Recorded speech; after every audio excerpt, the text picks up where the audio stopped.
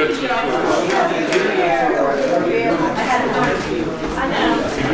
it's going to be all right. They can't cure what I got, but I think treat it. Okay.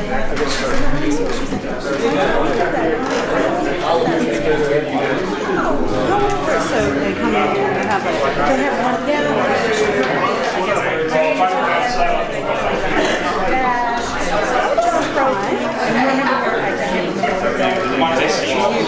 One leg knapsack. Oh goodness.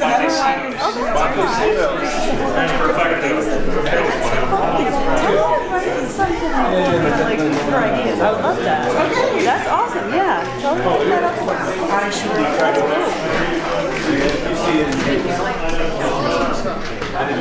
I've already read that. How are you doing? Are you the middle reporter?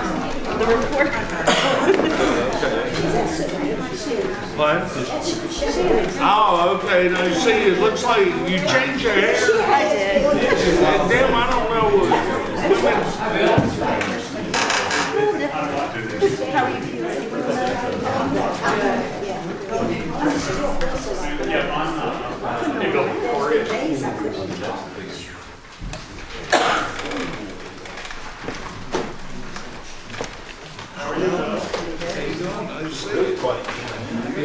Santa Claus, good too.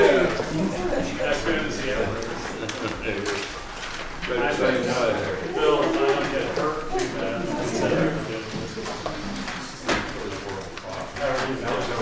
I'm surviving.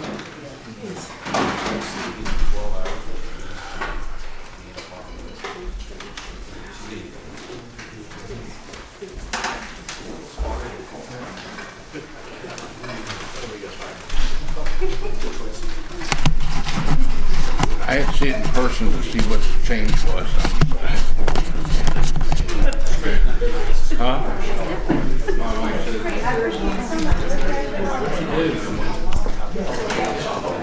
no, that's some fancy designer. Donna Duranian.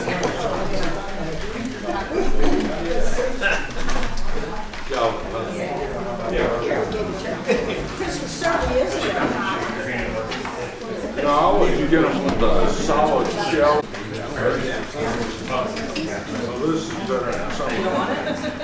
But when they put that little stitching in, you don't actually retain the heat. Excuse, I'm sorry. Because it takes away as much heat as say because that's what I read. But it makes that's why I like the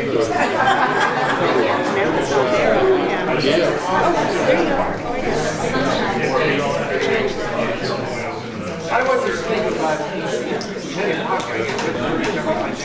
I recorded they died. I watched it this morning.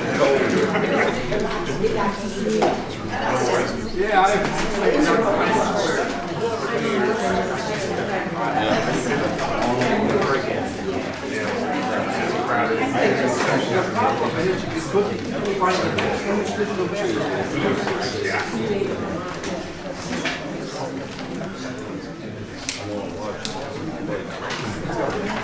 I hate the crowd.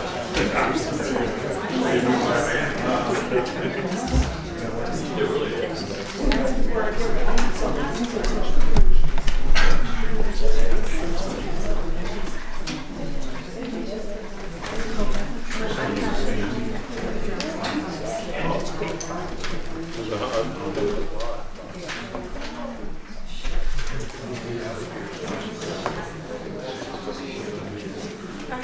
There was like a different age. It's her age.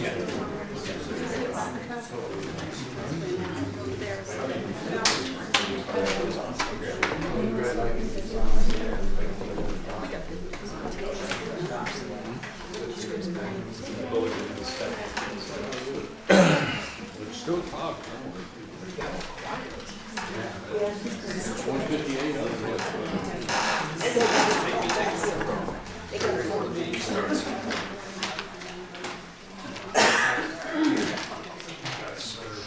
Oh, Gary.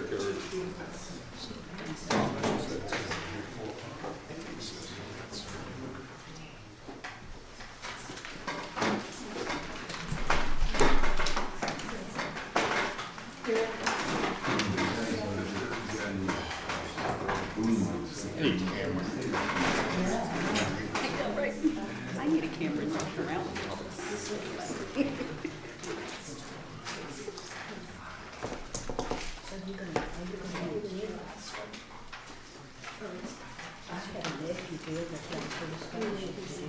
You got a what? Have a nephew who got a full scholarship to be. Well, you smart then. Yeah. 4-year scholarship. For what? He got a full scholarship to school in Manila. He had the Baltimore and moved to Charlottesville.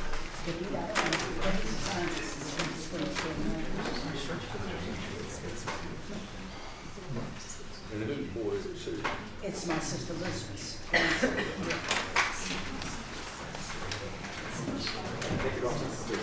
Some of us are smarter than we were. A lot of them.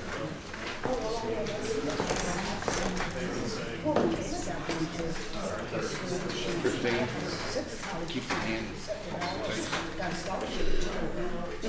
If everybody's ready, it's 2 o'clock, so I'd like to go ahead and call the meeting to order. If you could stand for the Pledge of Allegiance and moment of silence, please.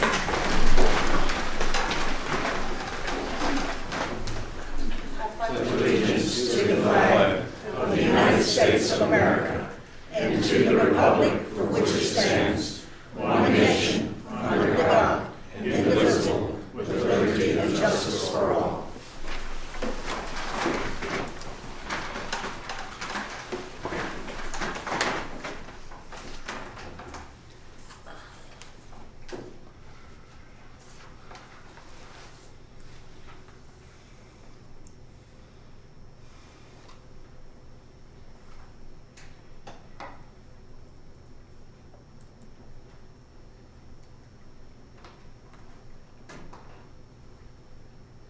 Thank you.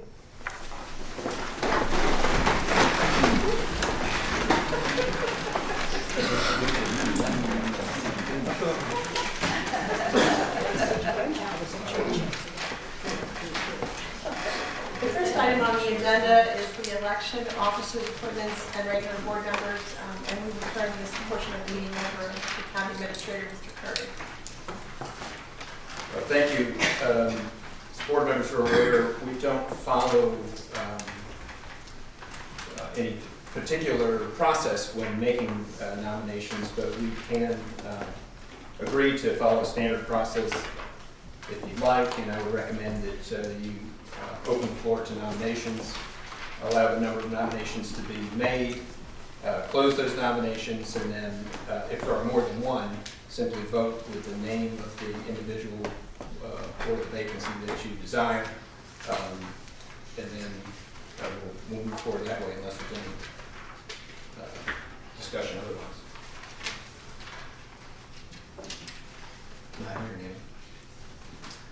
So in the packet, there's an organizational meeting resolution that has a number of components, first of which is to elect a chairperson to serve until a successor is elected at the next organizational meeting to be held in January 2021. So I will open the floor to nominations for chairperson. I'll nominate Christine Smith for that position. I'll second. Any other nominations? Nomination be closed. Nominations. Not hearing any other nominations, go ahead and just vote on the sole nomination, given that our packet resolution is set to vote on each. So on the motion to appoint Ms. Smith as chairperson, roll call vote. Ms. Donahue? Aye. Mr. Frazier? Aye. Mr. Parrish? Aye. Ms. Smith? Aye. Mr. Woodson? Aye. Thank you. Thank you. Would you like me to continue through? I would like that very much. Thank you, Gary. Next is the election of a vice chairperson, so open for nominations for vice chairperson. I nominate Ms. Stein for vice chair. I'll second that nomination. The nomination be closed.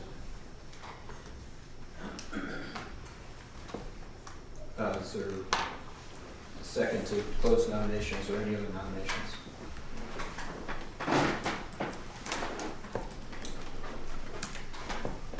Hearing no other nominations, I'll accept a vote to appoint Ms. Donahue as Vice Chair. Mr. Whitson. Aye. Ms. Smith. Aye. Mr. Parrish. Aye. Mr. Frazier. Aye. Ms. Donahue. Aye.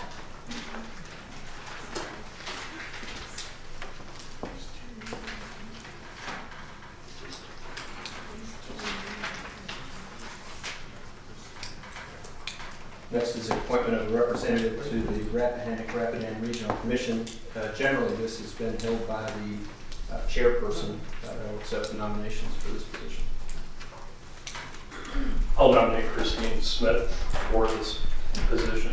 As stated, it tracks with the chairmanship historically. Any other nominations?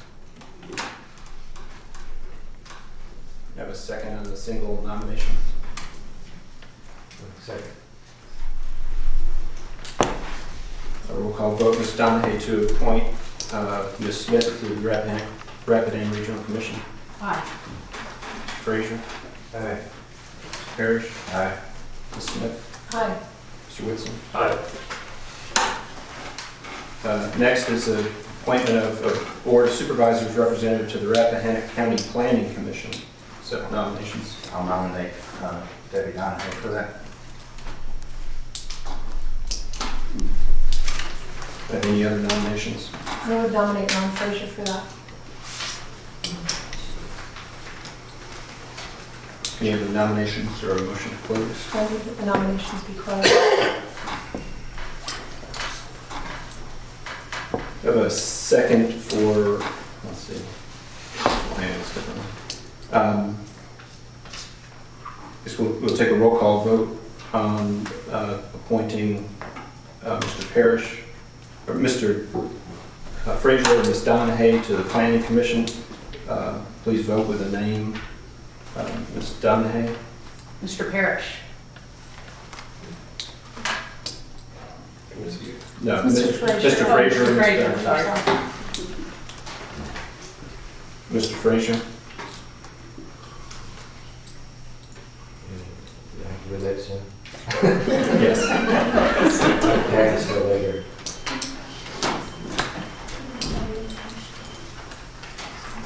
Mr. Whitson. Mr. Frazier. Smith. Mr. Frazier. Mr. Parrish. Ms. Donahue. Mr. Frazier. Yes, but he's not a real likable fellow.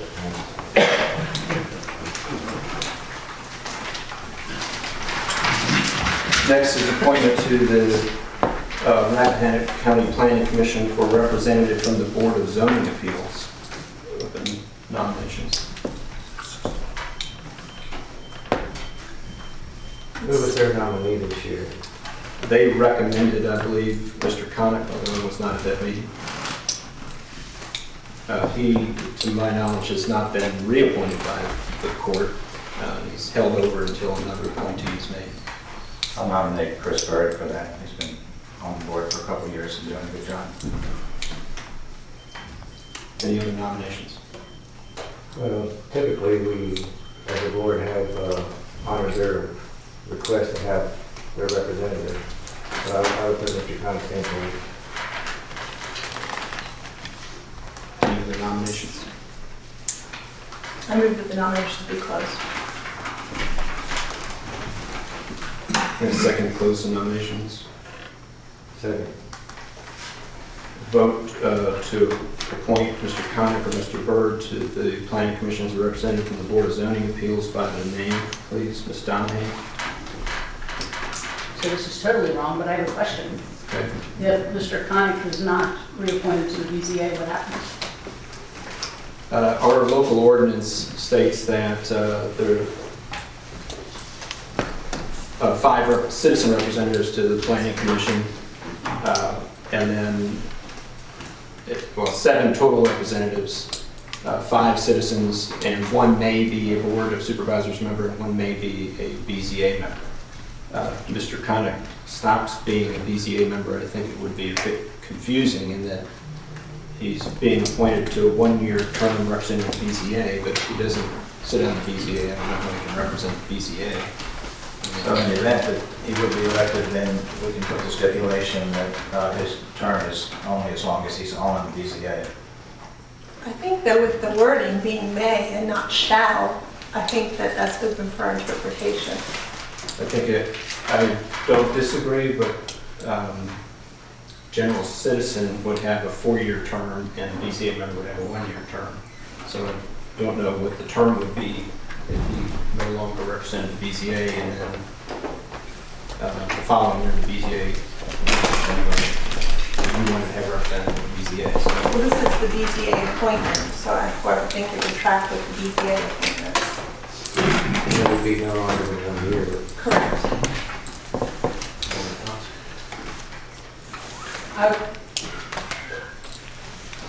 I would support Mr. Connick with the idea that we'll deal with it when it happens, or it doesn't.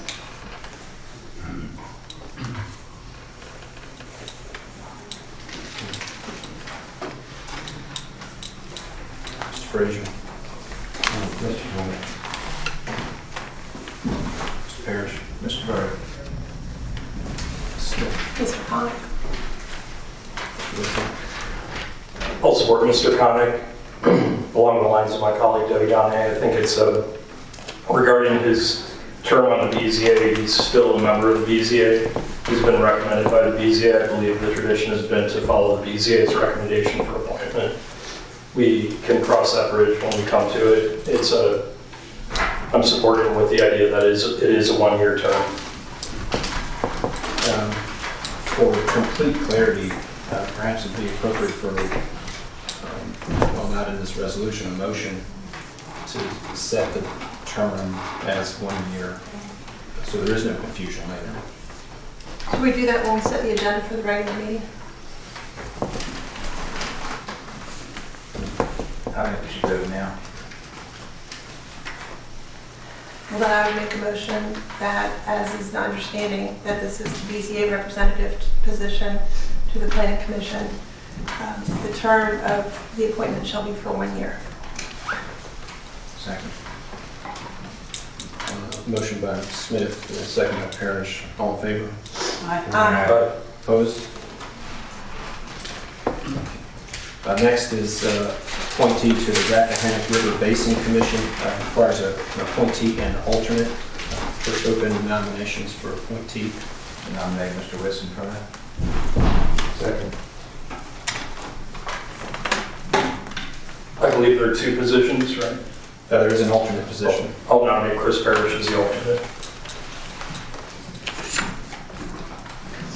Any other nominees? I would move that the nominations be closed. Second to close. Second.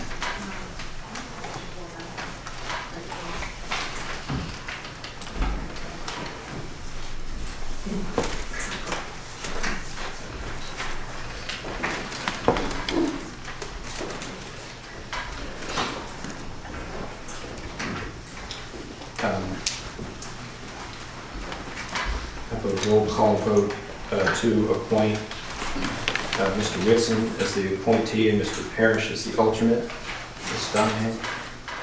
Aye. Mr. Frazier? Aye. Mr. Parrish? Aye. Ms. Smith? Aye. Mr. Whitson? Aye.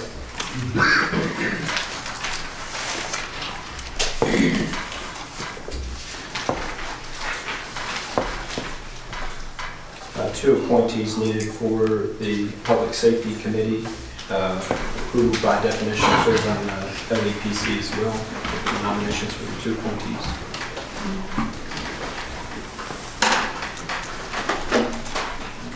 Just in the interest of making it easy for everyone, I believe Mr. Frazier and I have been serving on this and would be willing to continue to serve as well.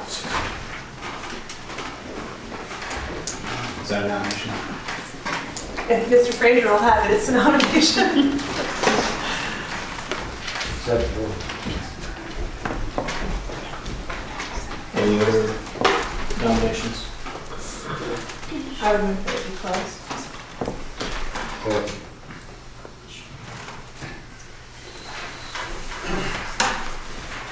Roll call vote on appointment of Ms. Smith and Mr. Frazier to the Public Safety Committee. Ms. Donahue? Aye. Mr. Frazier? Aye. Mr. Perry? Aye. Smith? Aye. Whitson? Aye.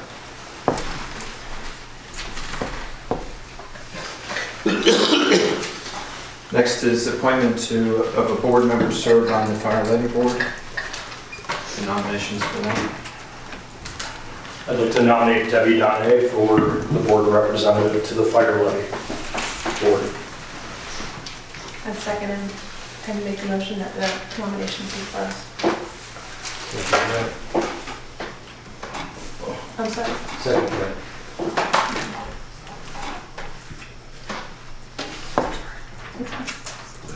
You put still now, you put it in the sink.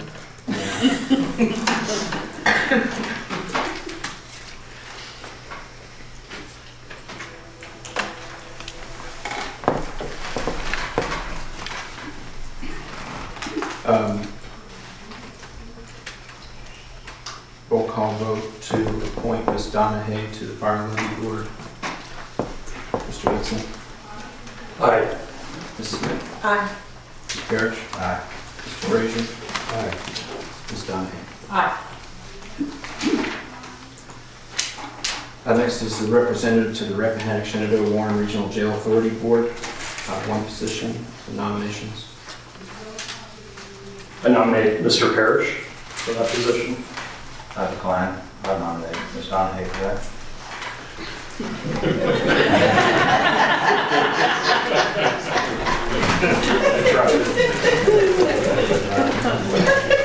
Nominations?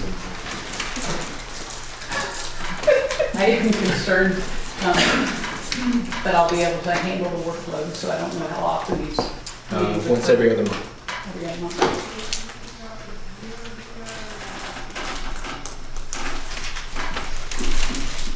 Motion to close nominations or additional nomination.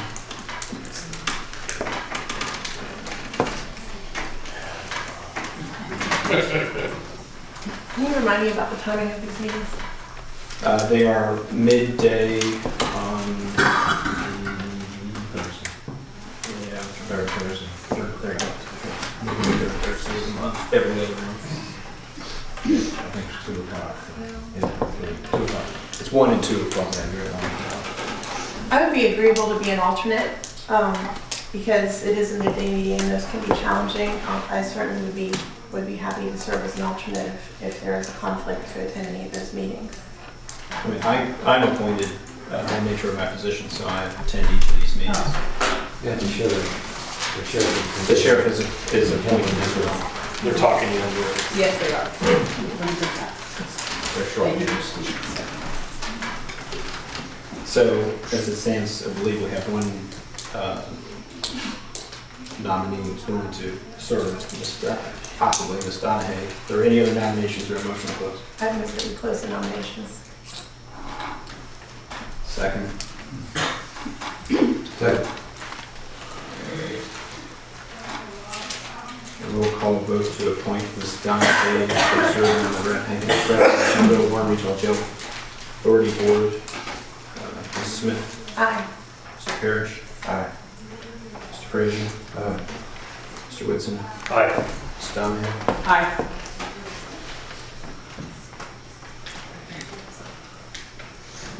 Next is board member to serve on the Agricultural and Forestry Districts Advisory Committee. The nominations for this position. I think this meets once a year immediately before the planning commission. Approximately once per year, but not every year. Okay. So, on the off chance that it meets this year, would you be willing to serve, Mr. Frazier? I guess so, it would kind of tie in because they meet and the planning commission meets like an hour later that same evening. Correct. So it wouldn't be that much of a Is that work. nomination? Yes. Second. Move to close. Take Mr. Parrish's second to close. Roll call vote on appointing Mr. Frazier to the Agricultural and Forestry District Advisory Committee. Ms. Donahue? Aye. Mr. Frazier? Aye. Mr. Parrish? Aye. Ms. Smith? Aye. Mr. Whitson? Aye. Almost. Next is appointment to the Recreational Facilities Authority. Set nominations for that position, one board member. Nominate Mr. Whitson for that position. I second and move that the nominations be closed. Second that.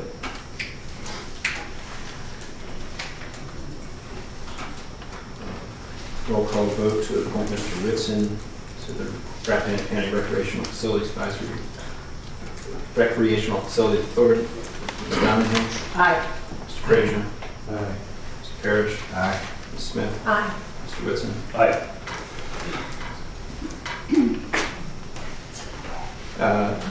Board member representative to the Rappahannock County Community Policy Management Team. This is for the Children's Services Act, and their next meeting is tomorrow. Open nominations.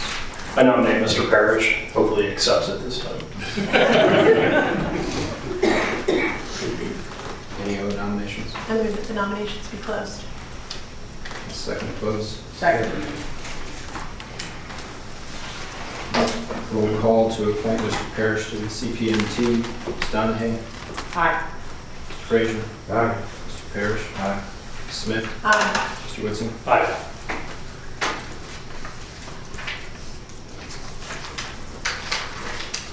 Then 2 representatives to serve on the Rules Committee with an alternate as well, appointed to 3 total members. Open nominations. I would nominate Mr. Whitson for one position.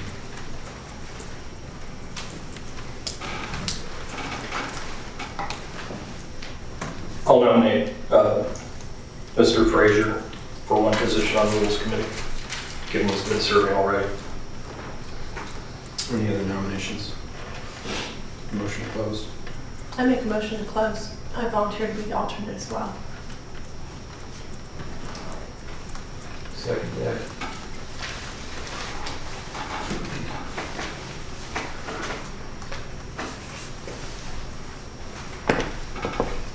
We'll call a motion to appoint Mr. Whitson and Mr. Frazier on the Rules Committee with Ms. Smith as an alternate. Ms. Donahue? Aye. Mr. Frazier? Aye. Mr. Parrish? Aye. Ms. Smith? Aye. Mr. Whitson? Aye.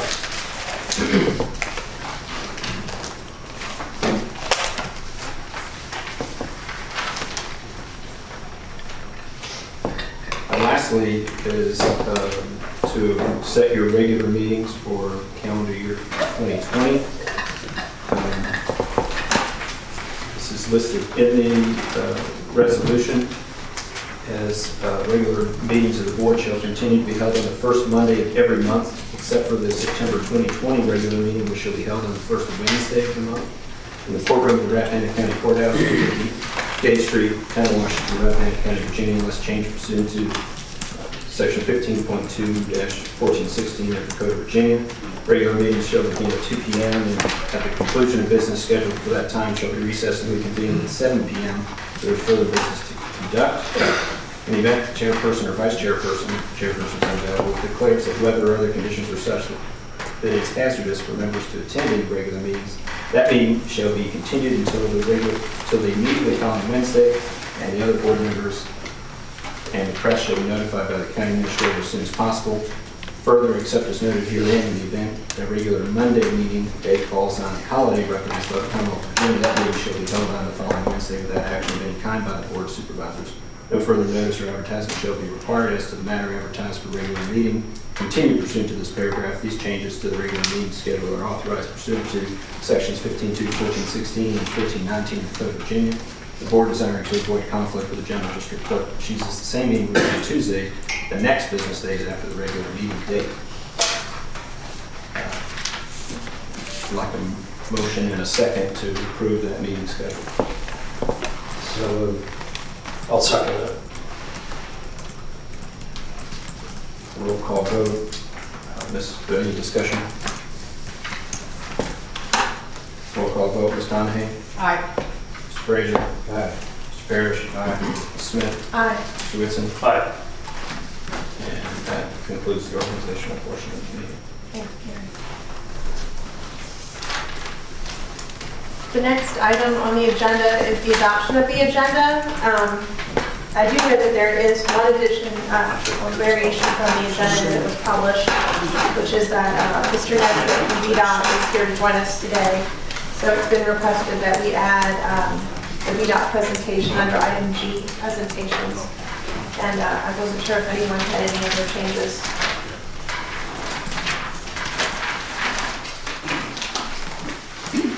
Are there any other additions? The one was just informational that we discussed earlier.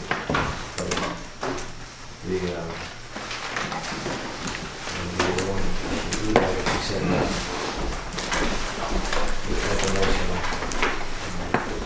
the tax issue. That's up under a different agenda item already.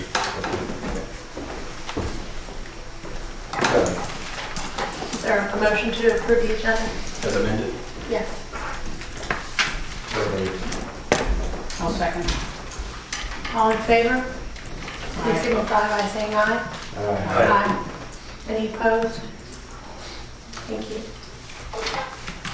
The next item on the agenda is the school report from Dr. Brinsley. Happy New Year and welcome to our new board members. Guys, good up there. Congratulations, Ms. Smith and Ms. Donahue, for your appointments to leadership position. It was excellent. We look forward to working with you in this new capacity and continuing your support from the board members who are listening. Thank you so much.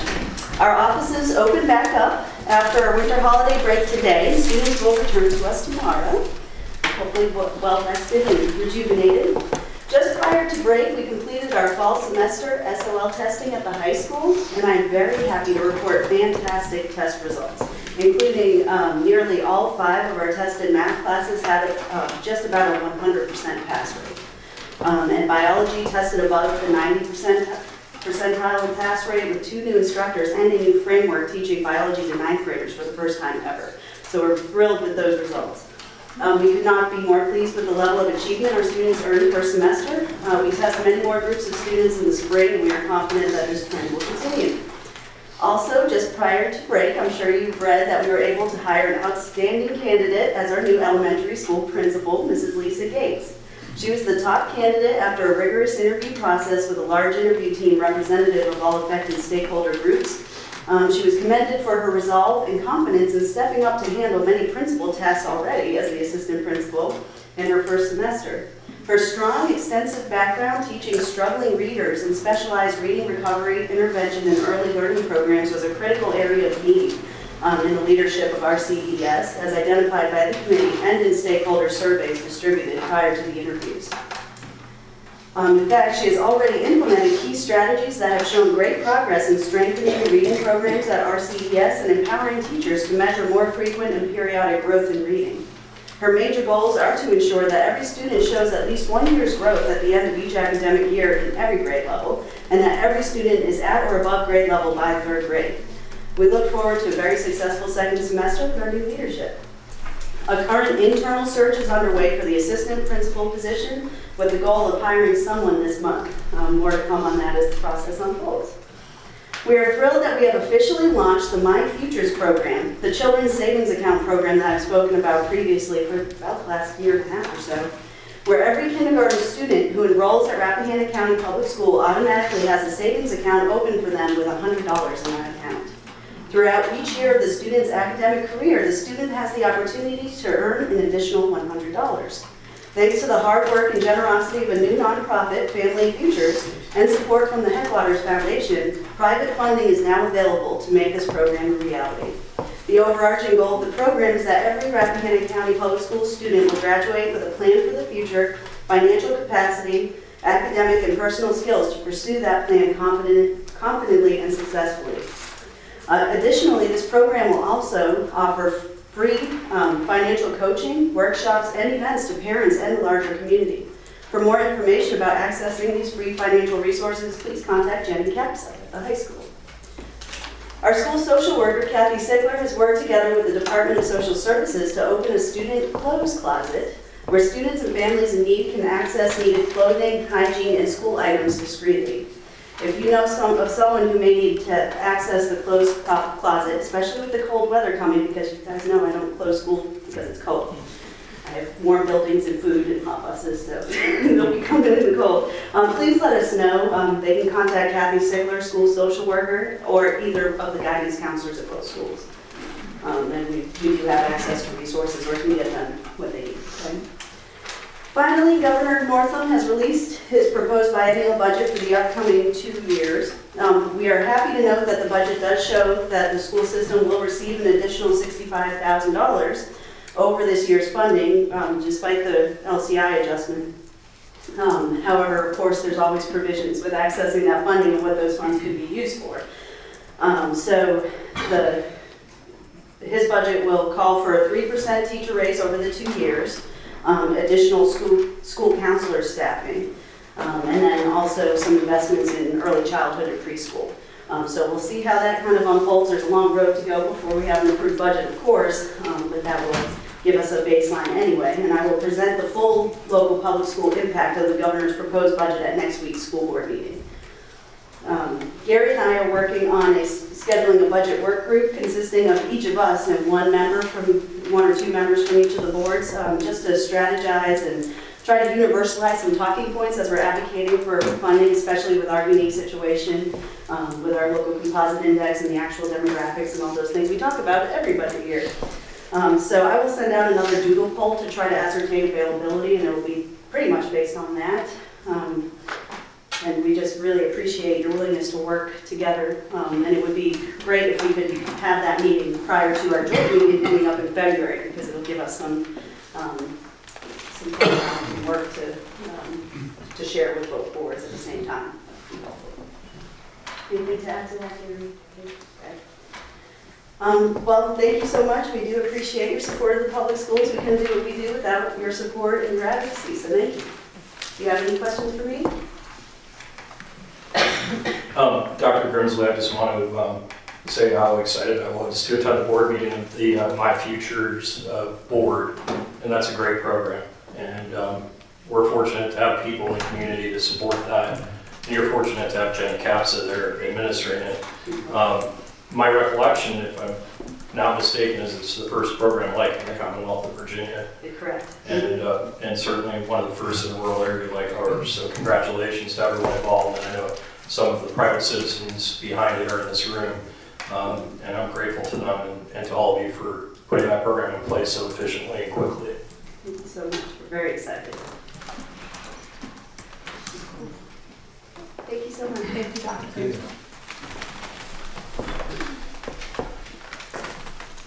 Next item on the agenda is public comment. When you are recognized, please stand at the microphone if you're able and state your name and the district which you are from. And we'll look to keep the comments under 5 minutes, please. And with that, I would ask that the public comment session be open. Yes, Ms. Ramos. Anita Ramos, Hampton District. Congratulations to you all. And I'm just thrilled about women's power in this room today. Many of us are.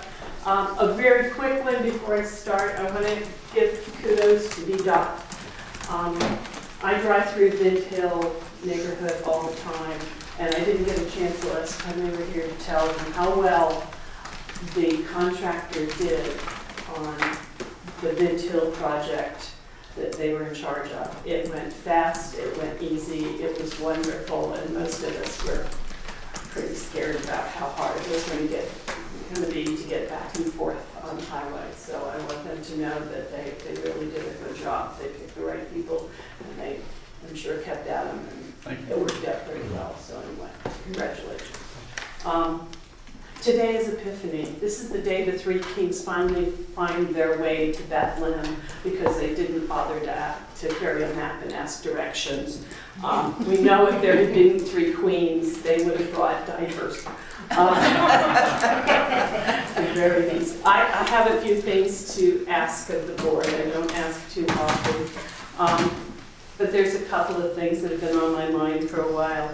First of all, business, tourism, and business in general. I hope you all will put yourselves to the grindstone and try to find more ways that we can have good tourism and good business in this county.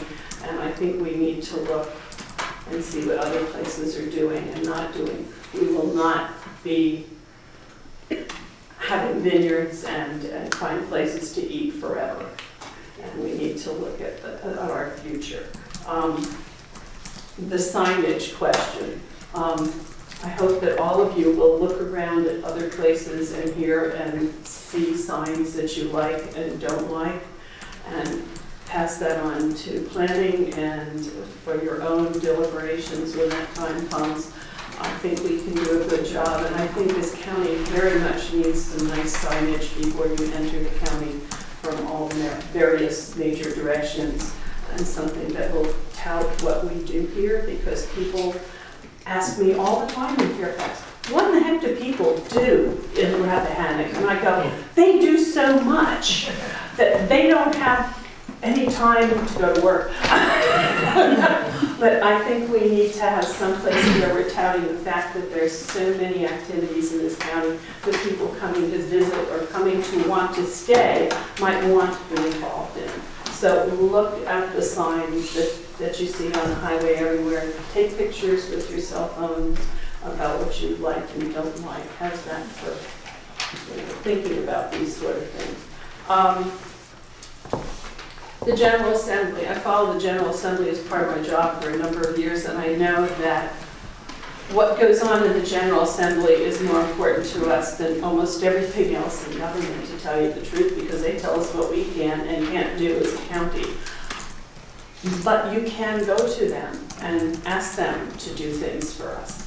And I'm happy to see that there's a thing or two, it looks like, on the schedule today, but I'd like to see us just a tad more proactive with our Commonwealth. And I think that can be done. It's cool to write your own legislation and get it passed. It really is. I saw it so many times in Fairfax, and yeah, they're bigger and have much more staff and all that stuff. But there's things along the pipe that you guys might want, and you need to think about it and see if you can get those things presented in the General Assembly. And last of all, in memory of my dear husband who sat and watched you guys for ages and ages, I'd like everyone in the room who has worked for the federal government, who has been in the military, been a direct contractor with our government, to stand up, please, or step forward. I know there's a few of you in the room.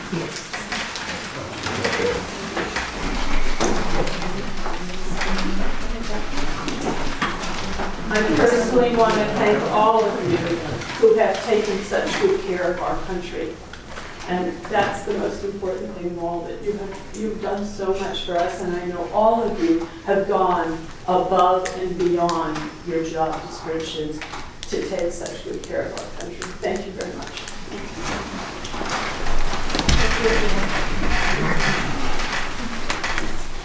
Is there anyone else wishing to speak? Yes, sir?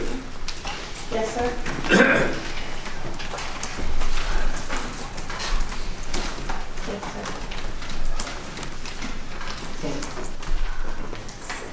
Thank you, Madam Chair. Phil Irwin, Foothill. For the second year in a row, thanks to Hillsborough College, Hillsdale College, provided a copy of the Constitution and Declaration of Independence, the foundation of our great society. And I am delighted to be able to present each of you, because you have sworn allegiance to the Constitution and our Declaration. And I trust that you all will swear allegiance to the values of Rappahannock County, for which we have become incomparably different. Thank you, congratulations, and good wishes. Thank you. Thanks very much. Is there anyone else wishing to speak?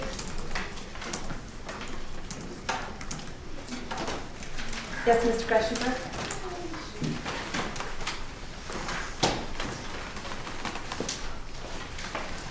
Can afternoon. I'm glad this is down where I can deal with it. Anyway, I want to welcome our new board members. I'm excited that you all are here. And welcome back to our previous board members. I don't want to say old board members. That wouldn't be terribly friendly. I did write this all down because I didn't want to miss anything.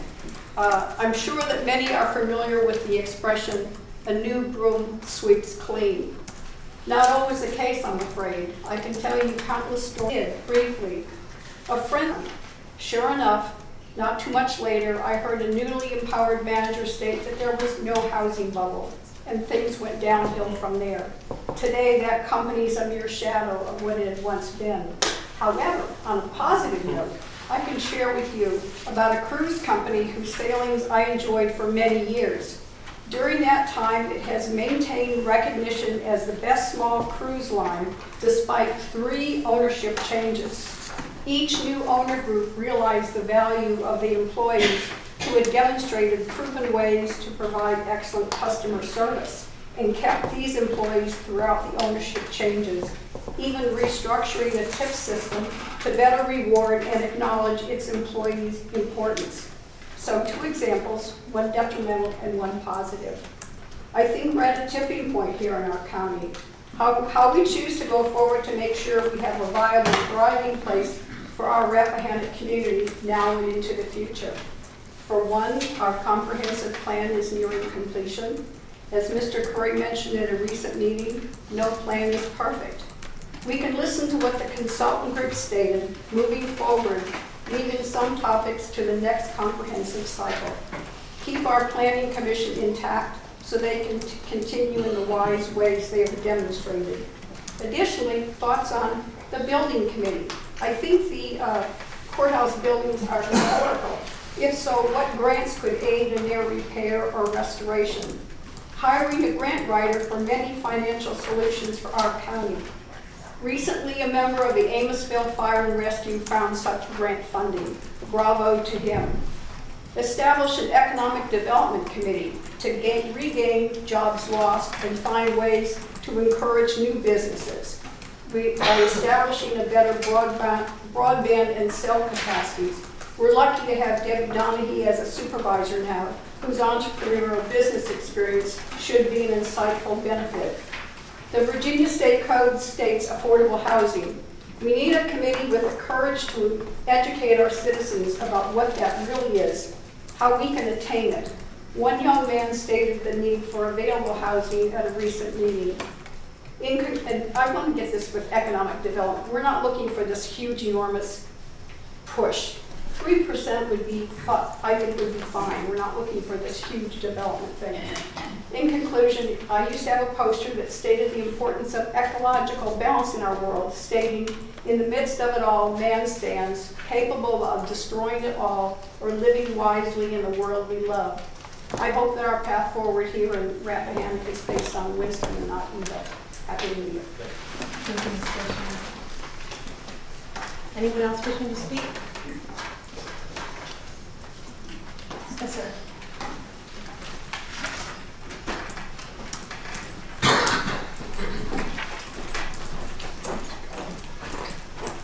This is actually instructional business squeeze. All right, Page Glennie, Jackson District. I would like to address the alien condominium conversion that's on the agenda. First of all, I support Virginia chutney and the businesses like that in the county. I personally believe that is the way forward in this county for saving small farms and maintaining wrap agriculture, as we say in our comprehensive plan. Because moving up the value chain is what's going to do it. Our farms are never going to be able to compete on the commodity level and continue to go down and down and down and down. It just isn't a problem. For example, what I mean by that for those non-economic measures is that means we sell pies, not apples.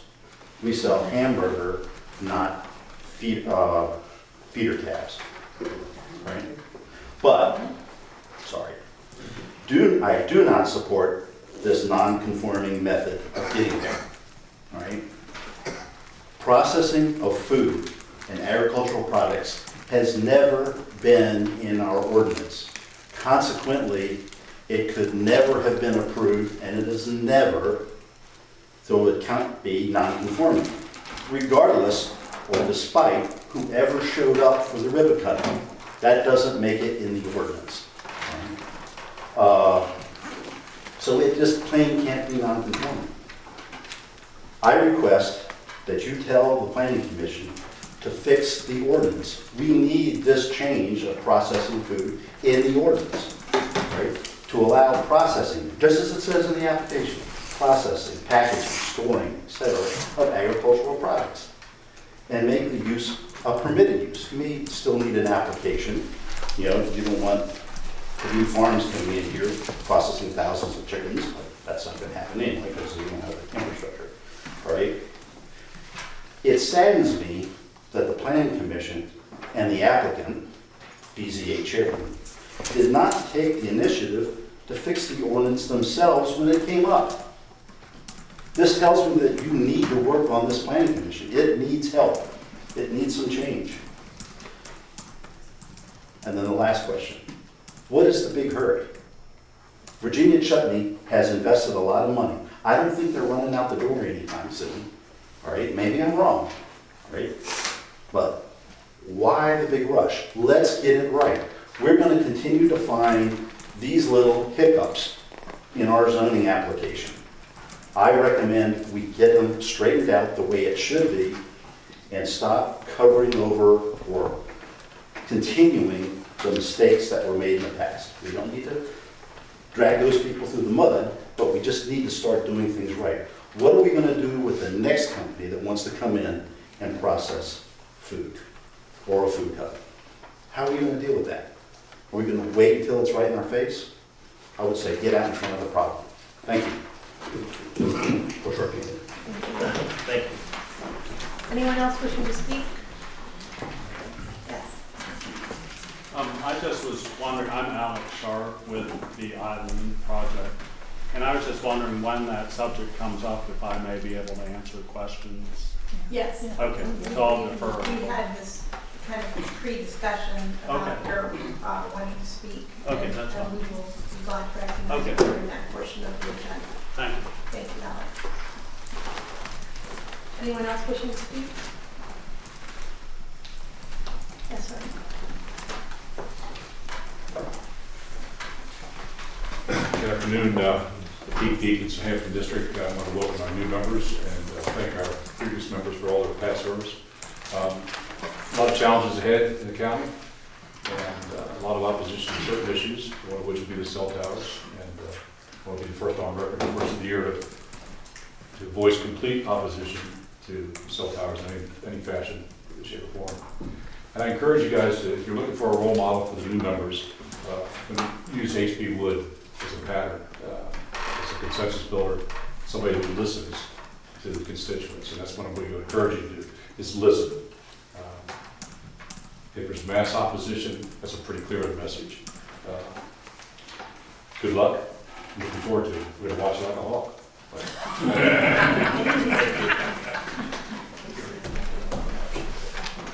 Anyone else wishing to speak?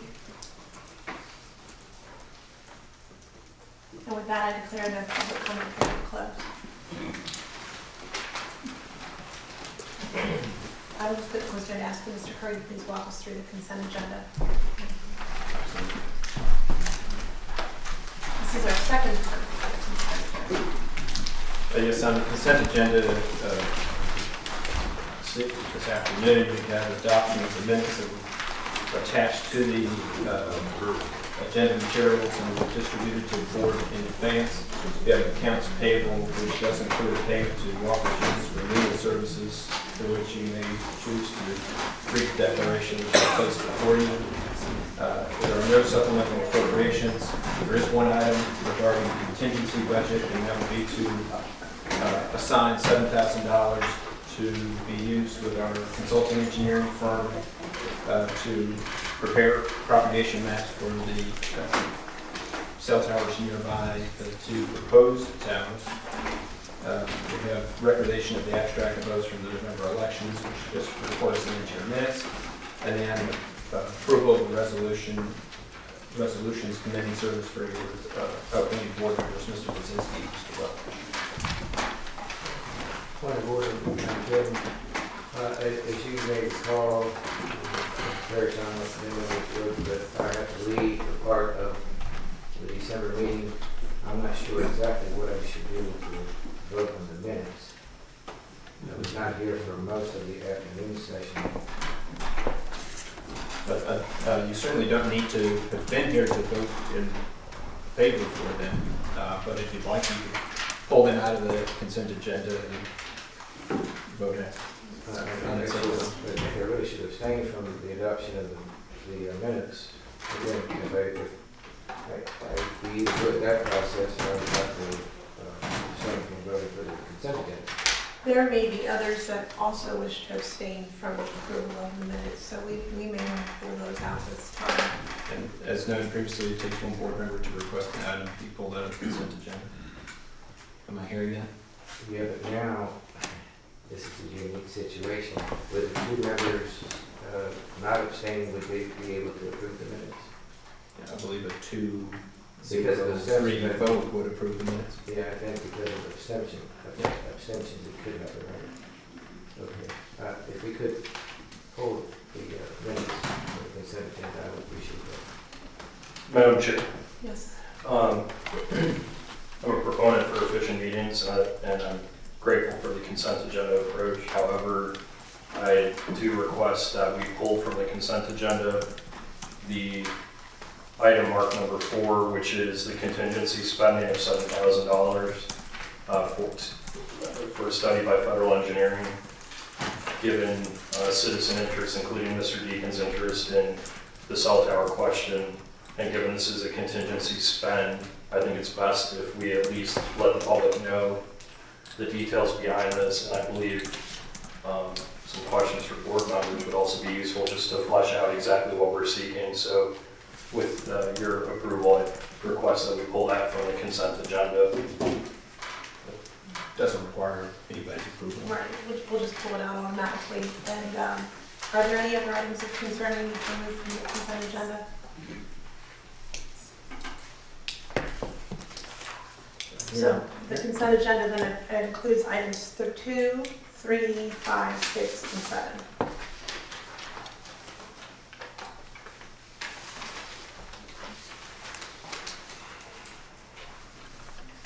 If no other items are desired to be pulled, it would be appropriate to read your declaration of potential conflict.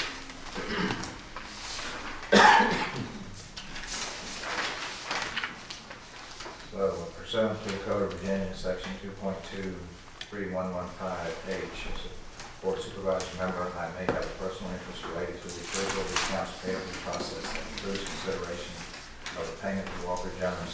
The firm provides legal counsel related to the Bragg 1 case.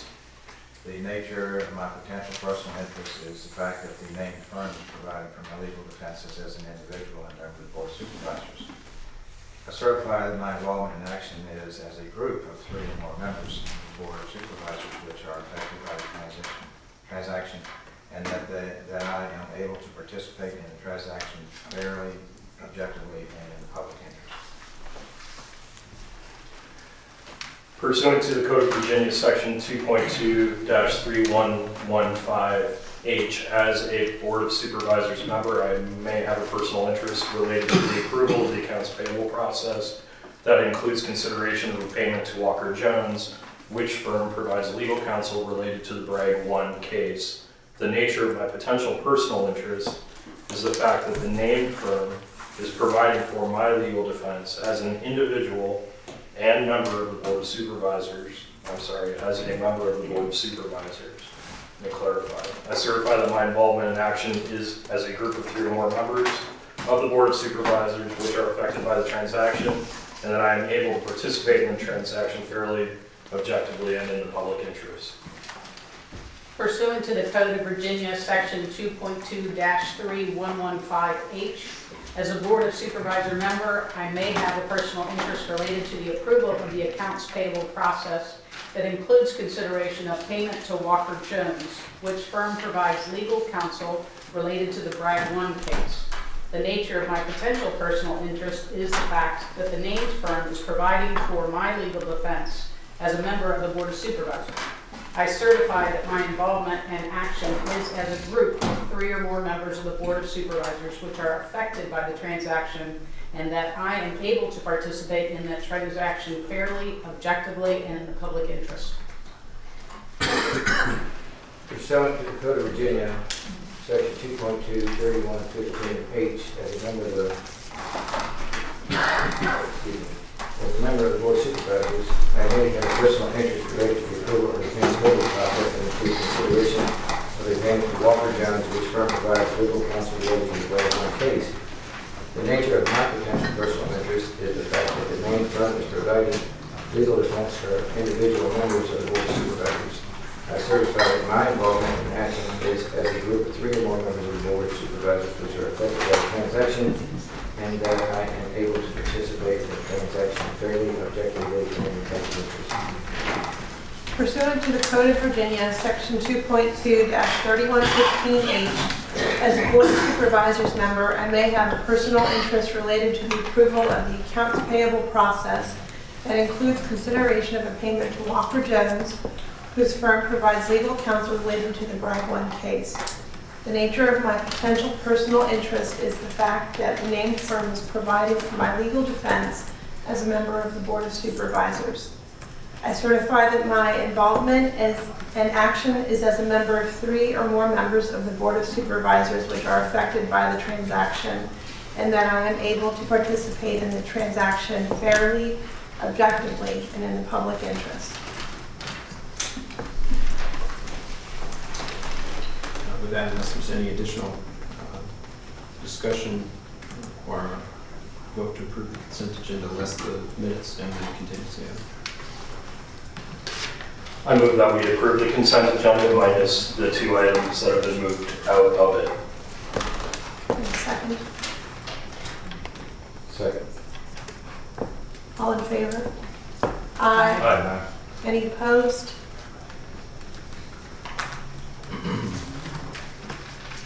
And we have the 2 items remaining. The minutes for adoption, I guess it's you and me, Mr. Parrish.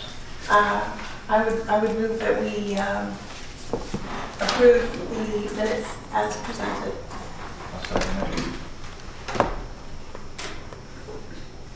Mr. Frazier, I'm sorry. a motion to approve the minutes as presented. I'm abstaining from that because I was missing part of it. Very good. Ms. Donahue, I should abstain as well, I wasn't here. Mr. Whitson, Abstaining, we were here, but not as members of the Board of Supervisors. Mr. Parrish, Aye. and I also.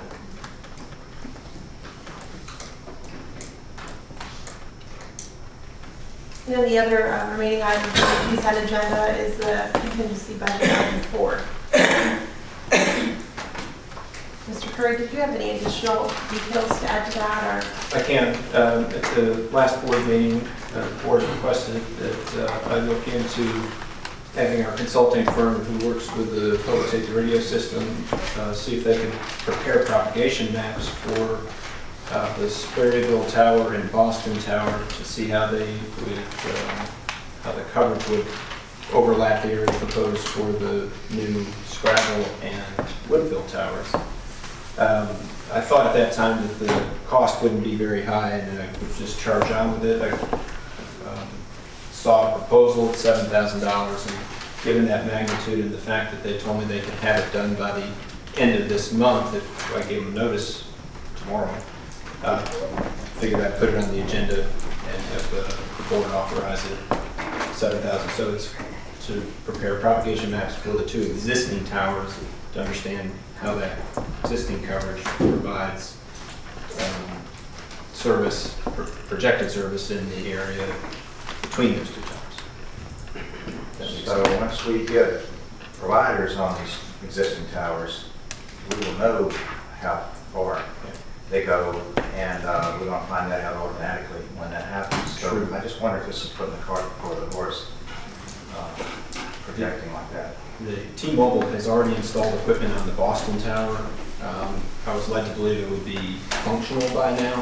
As of I think Saturday morning, it was not. Yeah, it seemed to me like, if that's the case, by the time they did their propagation mapping, we would know more about the service is going to be, and then won't be long we'll have the other one, and it seems to me more sensible to just see what we got. There is some value in having the empirical information on the ground from the coverage that you receive, overlaying that with the predicted coverage from a propagation map, and if you have consistency between the two of those, then you would have better confidence in the projected coverage from the spherical tower, which we don't know when that equipment will go on that tower.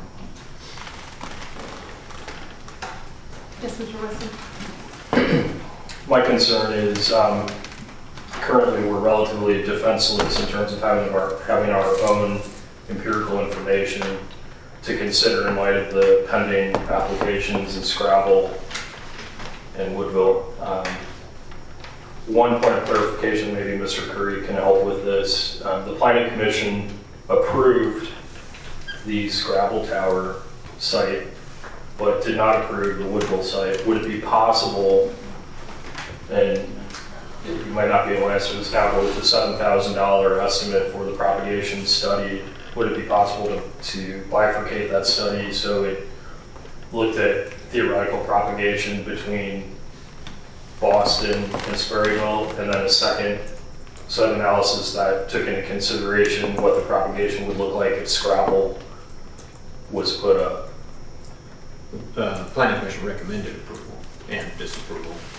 That ultimate approval is up to the board after your public hearing. Right.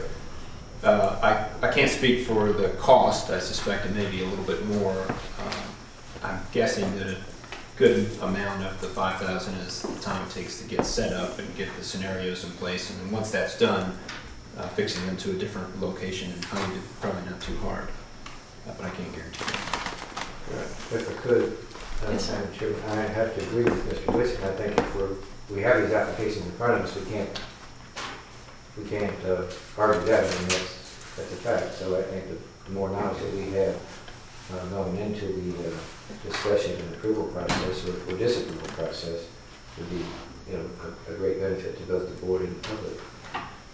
Well, if my memory serves, the reason that this was put on the agenda is you have discretionary spending up to $10,000, correct, Mr. Curry? Yes, this isn't budgeted anywhere, and that's, I could probably go find a couple thousand, but as it gets higher, then I need somewhere in budget to pull from.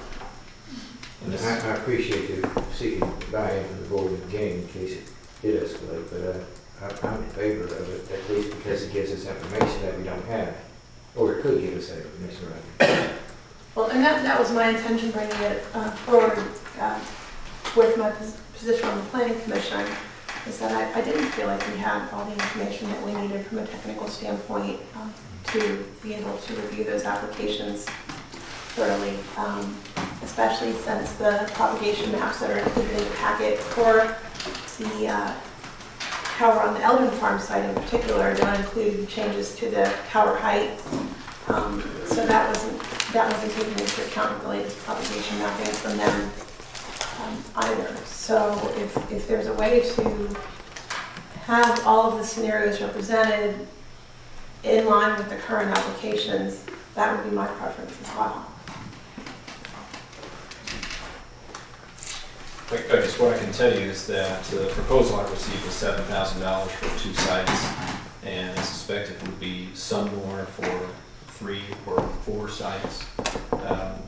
My rationale in thinking for selecting those 2 sites is it would inform your decision as to whether 2 towers are needed along 522 between Boston and Sperryville, or 1. And I guess we're not in business of picking sites. So if the board is inclined to provide additional funding beyond the $7,000, you can set a ceiling, and I can go to work crafting a scope of work to get additional sites. Propagation.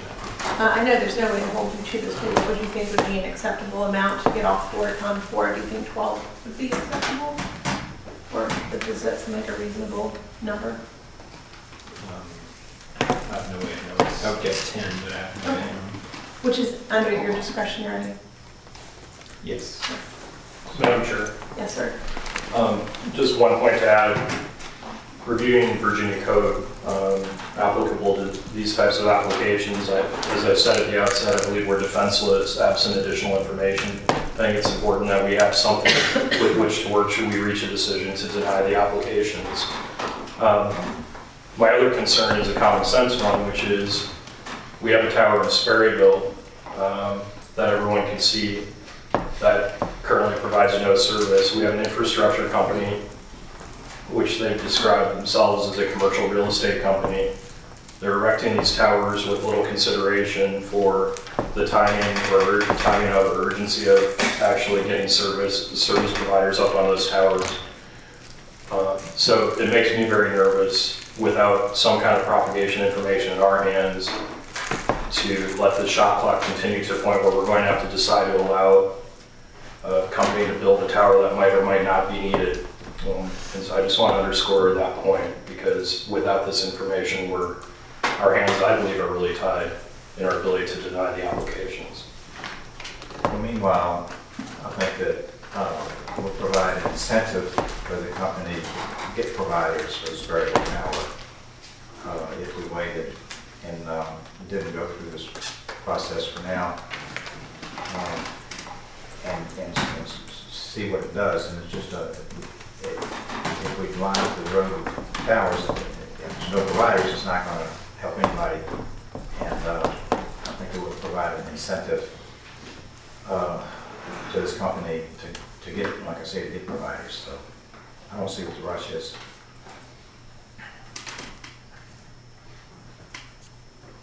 We'll know once they get providers, we'll know how far it goes, and we'll know where towers needed. After that, if there is a tower needed. I think it'd be great to know the information during the design phase.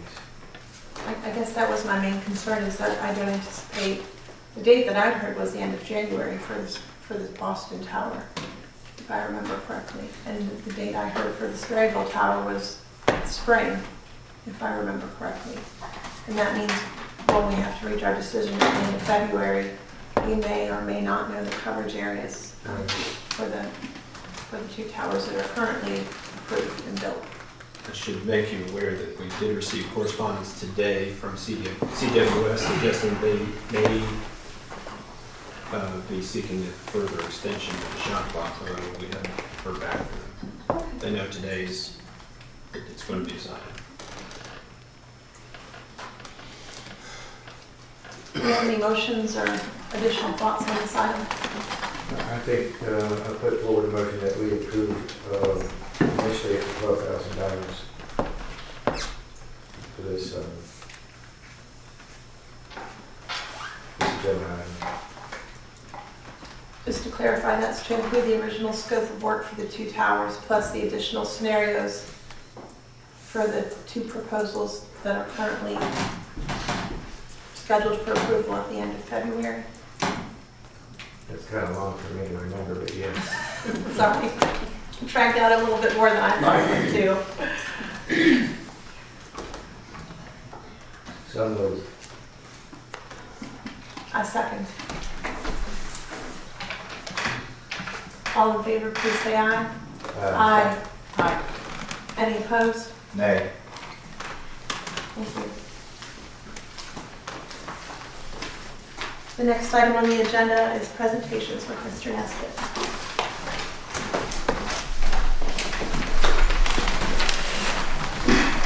Thank you for letting me be here today. First of all, I'd like to congratulate Woods and Mrs. Donahue for your election to the board.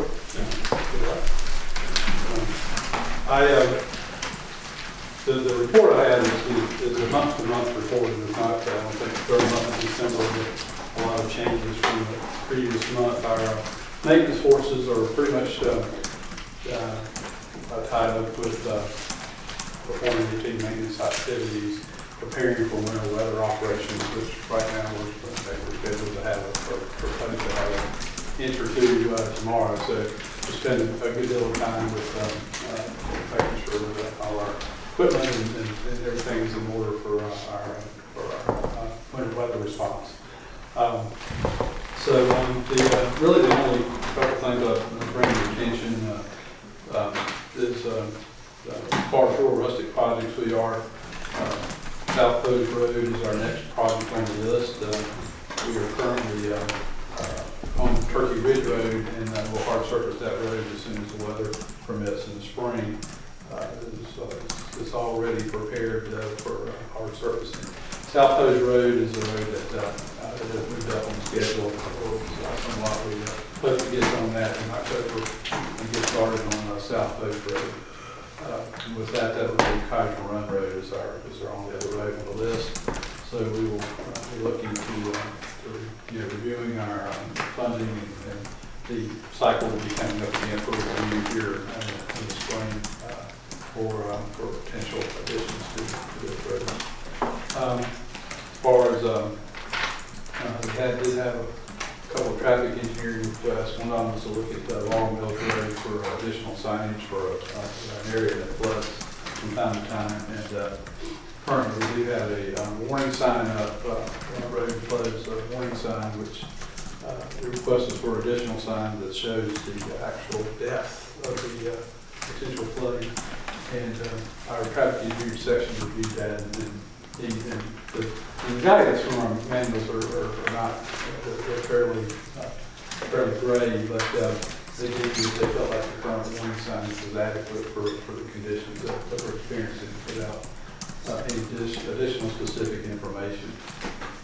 Also, we've had requests from local citizens in the Flint Hill area regarding speed limits and parking issues in Flint Hill along 522 going through Flint Hill.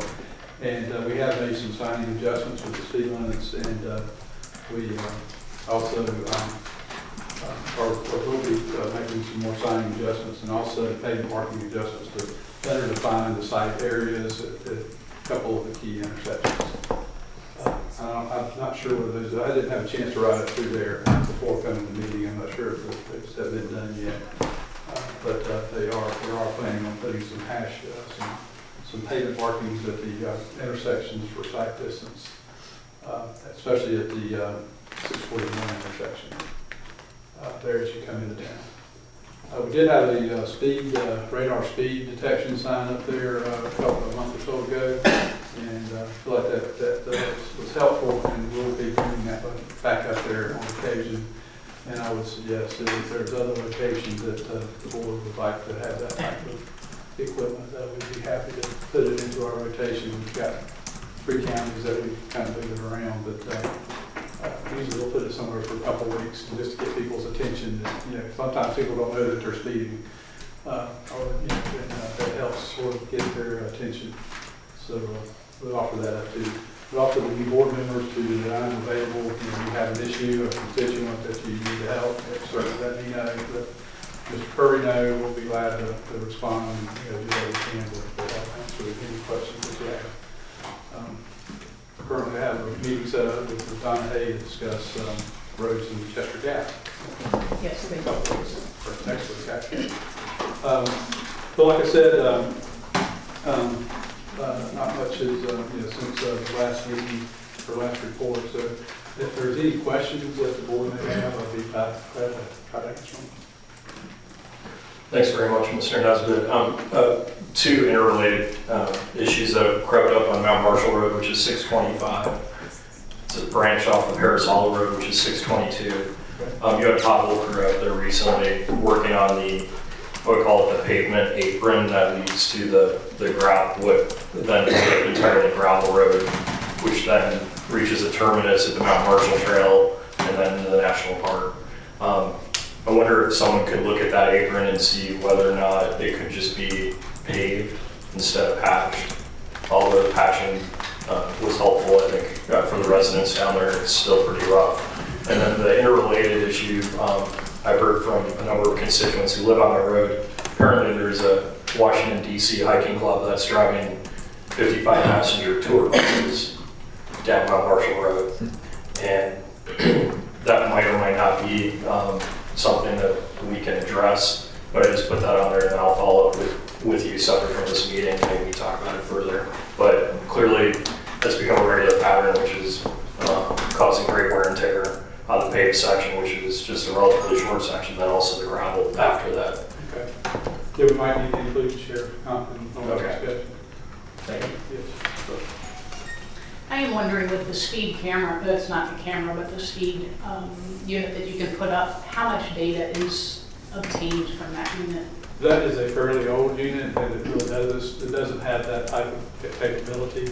We're looking to get a newer, that one is 20 plus years old.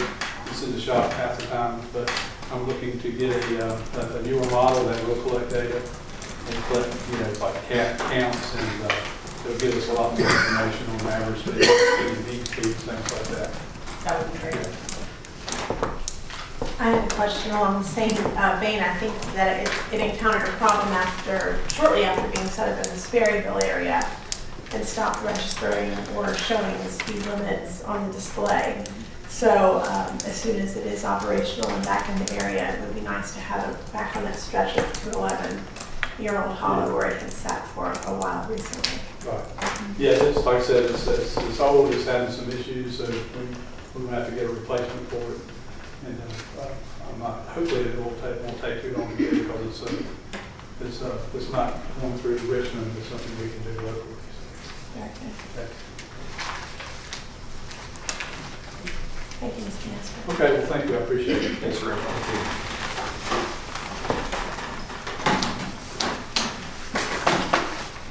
Next item on the agenda is appointments. Mr. Curry, if you would be so kind as to lead us through these appointments. Yes, you continue to have one vacancy on your agricultural and forestry district advisory committee to be filled by New Andover and County of procedural applications. If you know of anybody who may be interested in meeting once a year, possibly not every year, this would be a great board for them to sit on. No applications at this point will be long. They get paid per meeting, right? Big money. Any meetings more than once a year big. Next is appointment to the Planning Commission for the Wakefield District. There's a vacancy due to resignation. Actually, the term, I believe, it's resignation. We have two applications there in the packet and on the new form that the board approved recently. Just wanted to turn it over to the board to appoint a member or hold it open for additional applications. Ms. Donahue, this opening's in your district, so I would defer to you. Thank you, Madam Chair. I am very pleased to say that we got two very strong candidates that did put in their application. Mr. David Aldrich, who has been in the county since 2007, married with children of 31 and 27 age, lives on Little Long Mountain Road. He was a former board member and treasurer of the Rappahannock County Sewer and Water Authority, and Mr. Whitson introduced me to him. And I thought he has a lot to offer to this county, whether he is selected or not at this point. And the other person is Brian Schulin, who lives on Chester Gap. He has been a county resident since 2003, married 17 years with 3 children, 16, 13, and 9 years old. And he is an accountant for Schulin, Patchett, and Edwards, and yes, that's his father's firm. He has a Bachelor of Science degree in economics from Virginia Tech.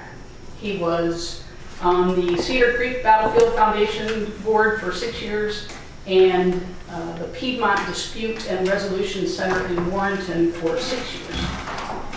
I believe that the commission could use some new blood, and I think having someone from the Chester Gap area that has younger children, has knowledge of an affordable housing area in the county, and is very interested in continuing to see the county remain the way it is, albeit knowing that there's slow, controlled economic growth would be a good thing. I would like the board to consider that I'm going to nominate Brian Schulin for the Planning Commission for this term, which ends May 1, 2021. May 1, 2021. That's one of the remainder of the Ms. Means. That is correct.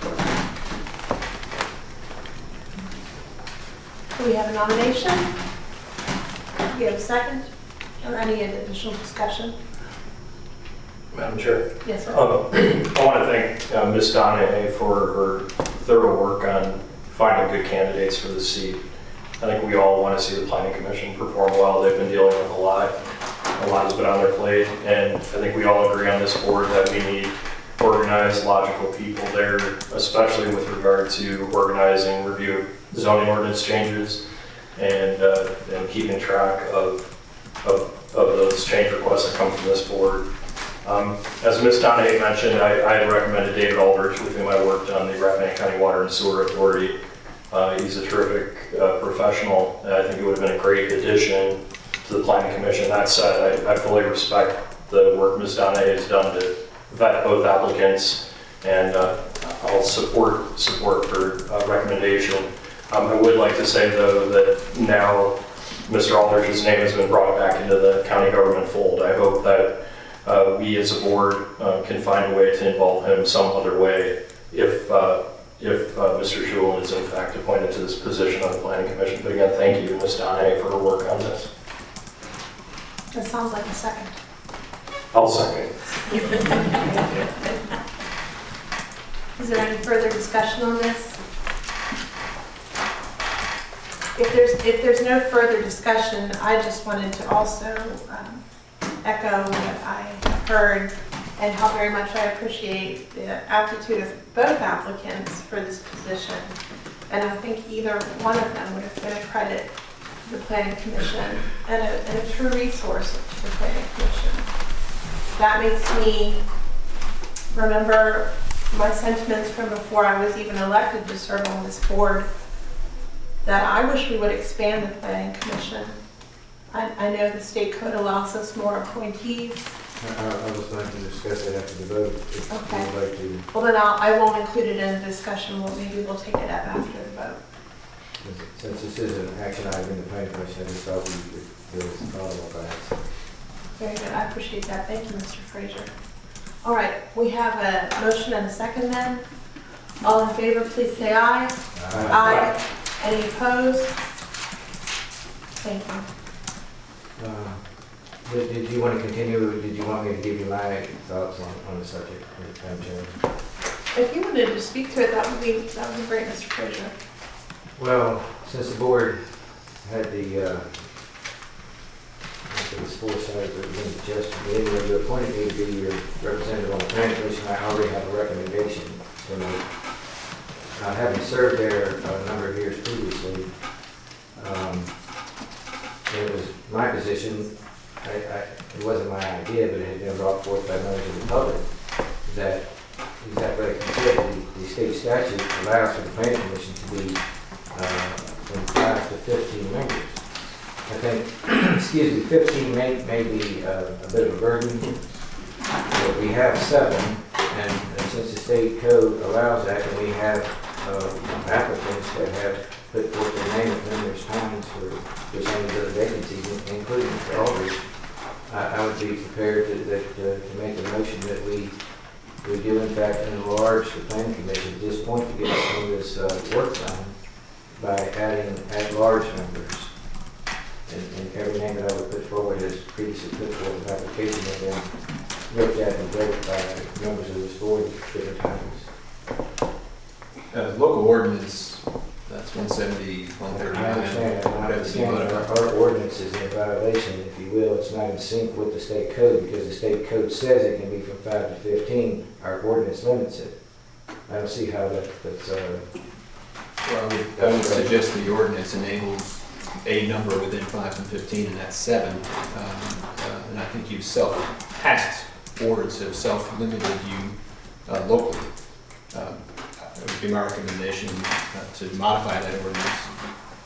I think that we can put that language in the hopper to be brought to bring our local code into compliance with state code. I think our state code takes precedence over the local ordinance. I think our local ordinance is out of sync. I wondered if you had any thoughts about this, Mr. Goff. I'm just looking at 15.2, 2212.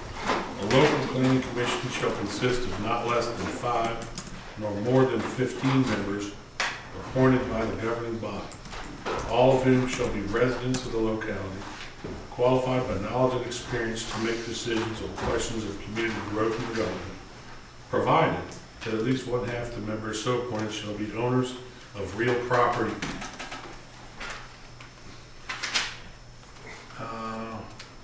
The local governing body may require each member of the commission to take an oath of office. Then it says, you know, what the staggered terms are going to be, and then how to remove them. So I think you can have up to 15, not less than 5. So that's all it says. It doesn't say anything about at large, and what that means I don't know. But see, you can have as many as 15. The only reason, if I could interject, the only reason I use the phrase at large is because we theoretically have 5 members appointed by district. So the others would be, in addition to that, they would be at large. Or you could have 2 from every district. You could, however you wanted to work it out. I don't think the code necessarily constricts how you allocate the members geographically. It's really silent on that. It just talks about and I don't think it actually allows us to put a cap on it with our local ordinance like we have. It may have been at one time, 15.2 may have changed over the years, and I think I don't know that.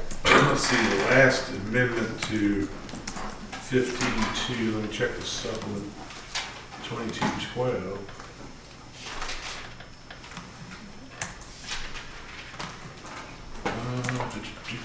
So that'd be here.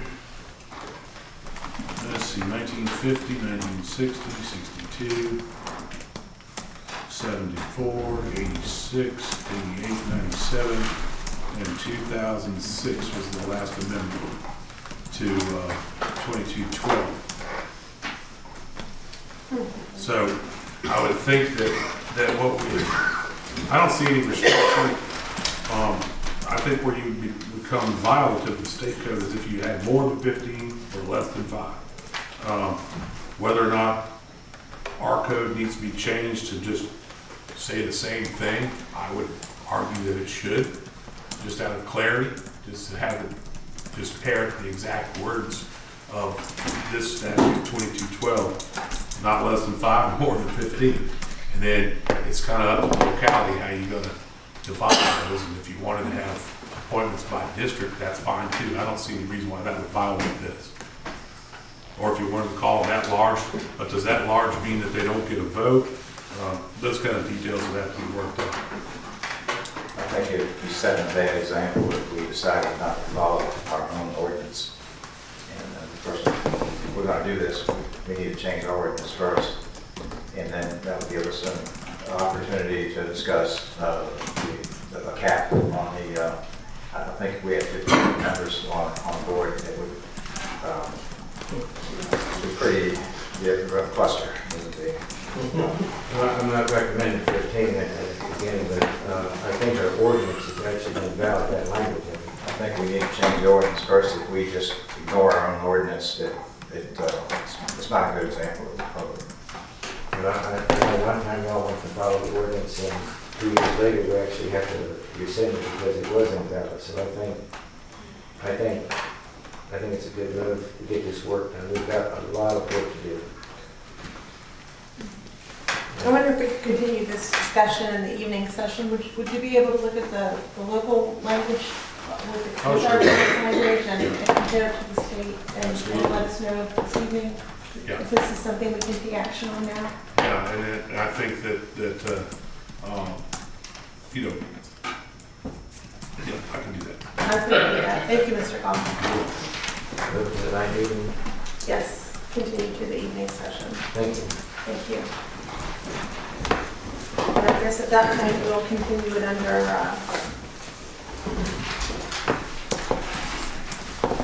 item R, old business. I'll make it R4. That sounds good. If you want to amend the agenda, recommend you do so to a motion and vote. I would make a motion that we continue this discussion under item R4, old business, in the evening session. You need any form of a motion? I'll be happy to make the motion. Okay, I'll second it. All in favor, please say aye. Aye. Any opposed? Thank you. Madam Chair, the question I wrote that I think I'm supposed to address is the limitation to 7 planning commission members violative of 15.22212. Correct. And is there any reason, yes, correct. If it's violative, then we should be able to take action and appoint more than 7, correct? Yeah, if it is, then you can appoint more than 7. Very good. Well, I'll ask that question too. Okay. Thank you so much, Art. Yeah. Thank you. Next item on the agenda is the appointment to the RCRFA. Yes, I have not received any applications for recreational facilities authority. It was advertised in the newspaper, so need direction if you want to try to advertise again, or board members want to go out into the citizenry and try to find representatives. See any reason to waste money on advertising? You've done it several times. It's ineffective, so it's correct word. It takes us to the broadband committee appointment. Yes, as board members are aware, the broadband committee was started in 2017. It was not created by a resolution, but by a simple motion. And actually, the meeting, it was in September, there was just a consensus to have the committee and have Mr. Lazinski lead it. And then in November, there was a motion that appointed several citizens to include Debbie Kaiser by name. So at this point, Mr. Lazinski is obviously no longer on the board. I don't believe Ms. Kaiser thinks she's on the committee, although she is. So this is an opportunity for the board to clean that up and clarify who the board representative should be, if there should be one, if the committee should continue, and who the citizen representative should be. I've listed in the packet those members who have previously been appointed. Do you have a motion or discussion? Maybe it's best to take this in parts. There are a couple of questions there that have to be cleaned up. I would make a motion that Ms. Donahue be appointed as the Board of Supervisors member to the Broadband Committee. She's already done a lot of work with us and has a great interest in it. She'd be terrific. To an annual appointment. Yes, I think that would be appropriate, and at the organizational meeting in the future, the appointment can be set. And that can be added to the elections at the beginning of the meeting. Thank you. Do we have a second? Second. All in favor, please say aye. Aye. Any opposed? Congratulations. And then I think that then leads us to the question of Ms. Kaiser's appointment to the committee, and I would just, since she's no longer the county administrator, it seems like it's just housekeeping. I would move that we remove Debbie Kaiser from the broadband committee. Right, and I would, because I noted in the packet, recommend that I not be appointed specifically, just so I do have an opportunity to meet with different members and not have a meeting. Right. So I have made the motion. Do I have a second? I'll second. Sorry. All in favor, please say aye. Aye. Any opposed?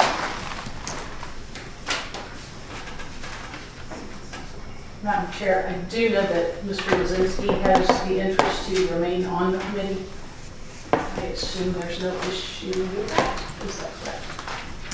He would have to be appointed, which you could do right now if you wanted to. I guess that begs my other question when I reviewed this list. It didn't seem to follow the normal patterns of having a term associated with their appointment, and I wondered how long some of these folks had been serving and we might be able to get that information. All except for Margaret Bond have served since inception. Yeah, I think that's correct. So we're coming up on 4 years in 2021. So another year and a half would be on 4-year term. I guess I think that we should have 4-year terms to this committee, just like we do the planning commission. There are a couple ways to go about doing that. The board could ask the rules committee to draft a resolution, charter resolution for the group to define specifically what they are going to do, the term, limits, etc. Or you can just pass a motion right now to modify the standing practice. I think that would probably be a more efficient way to do it, because then we can stagger the terms so that you wouldn't have if this thing is going to survive, the amount of time you should have staggered terms. But it would also give you an opportunity to meet with members of the broadband committee and see how they would like for it to be structured. Not good with that, that's correct. So we have a few things then. We have the motion to appoint John Lisinski to the broadband committee. Do I have a second? Was there a motion? No, but I'll be happy to make it. I'll second that. Been there since the inception and knows all the ins and outs and would be very helpful. I agree. For continuity and that institutional knowledge, I think that will be invaluable for them. All in favor, please say aye. Aye. Aye. Any opposed? And then, do I have a motion to refer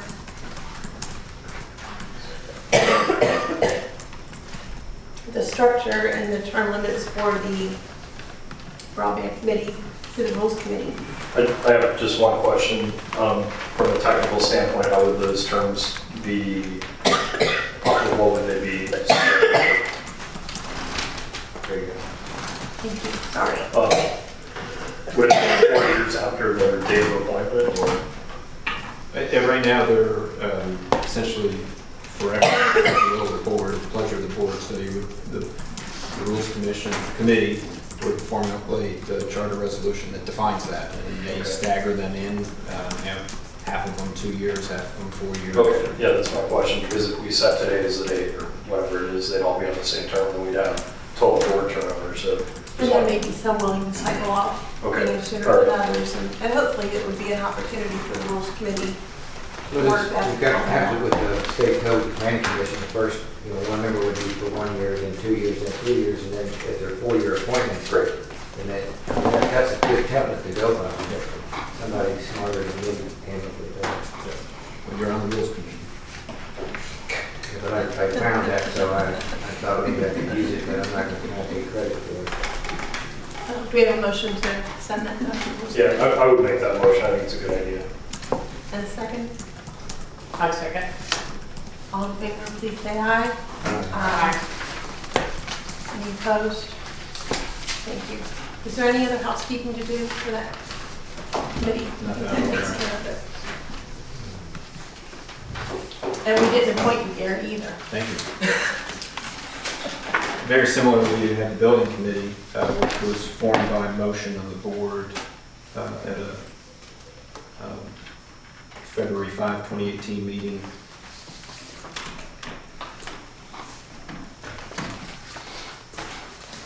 Which point in time, it was reconstituted from the building task force, which had many members, 12 members or something. It was reconstituted to a smaller 5-member group. That included 2 board members, Mr. Frazier and Mr. Lisinski. So at this point, and then here in recent meetings, you appointed Mr. Glennie and Ms. Stamps, along together with myself, to make that 5-member committee. So you're missing 1 board member representative, and you may choose to reevaluate or reaffirm the 2nd representative, Mr. Frazier. These 2 have no terms, and you may want to refer this to the rules committee as well. If you're still willing to continue to serve, Mr. Frazier. Yeah, I would be willing to. If you do not believe a motion is needed. do that, because he wasn't appointed in the past. Very good. I think Mr. Whitson is interested in it.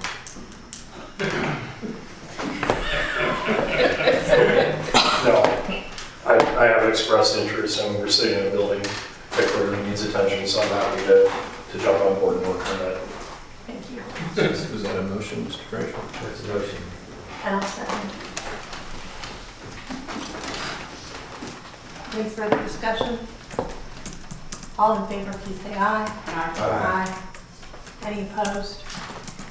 So is there an interest to push this to the Rules Committee to develop a charter resolution to define the scope and terms for this committee as well? Or Point of order, Madam Chairman. Yes, Is sir. the county administrator trying to find something to keep me busy? Maybe. Just a question. You've got comp plan now, sir. You've got plenty. Well, maybe if it goes well with the broadband committee, you can just copy and paste and change the wording a little. But I do think it is a good idea to refer this to the Rules Committee as well. I'll make that motion and also clarify I don't know if it's already stated, but the terms of the appointment of the Board of Supervisors members, I don't know if those are annual appointments. They are not. That should be defined as well, so I move that we send it to the Rules Committee to clarify the terms of each member. It probably should be. Is that a second? Was that a second? That's a second. All in favor, please say aye. Aye. Aye. Any opposed? Take this to the appointment of the Fire Levy Board. This is just really a report out to let you know that Mr. Brady was appointed by Ms. Donahue from Wakefield. You now are full. However, I will say that the Volunteer Fire and Rescue Association and the Fire and Rescue Chiefs will self-appoint, and those may be changing with their annual meeting.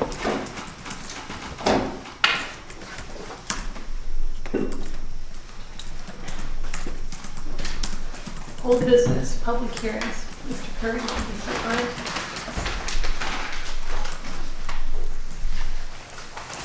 Give me 1 second.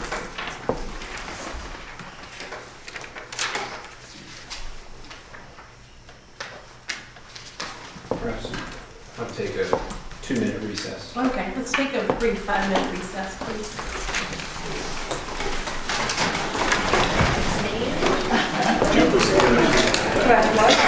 Those cool letters. Here, the yellow folder. I know, Probably up there. I need a photo of some leadership. I've already written this order, but I haven't seen it.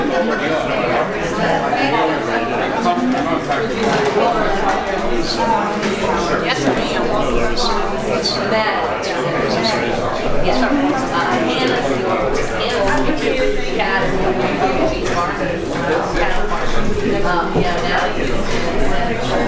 Yeah.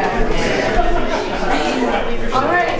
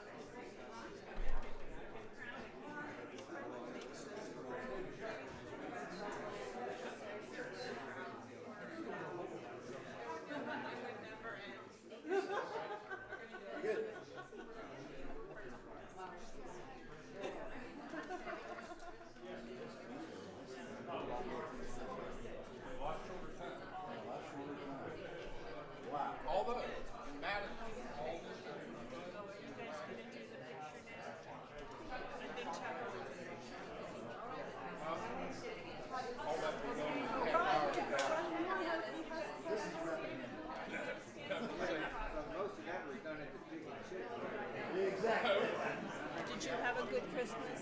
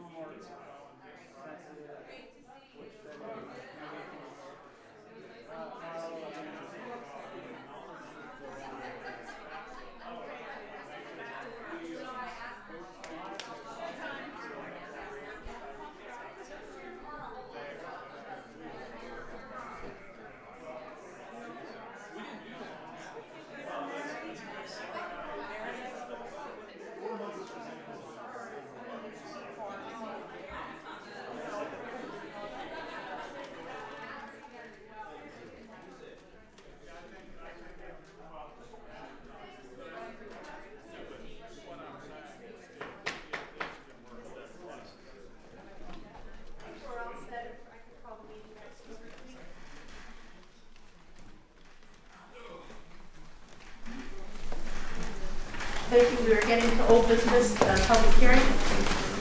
Yes. As the board is aware, the CWS has applied for two permits for cell towers, essentially. One in Scrabble and one in Woodville, the Eldon property.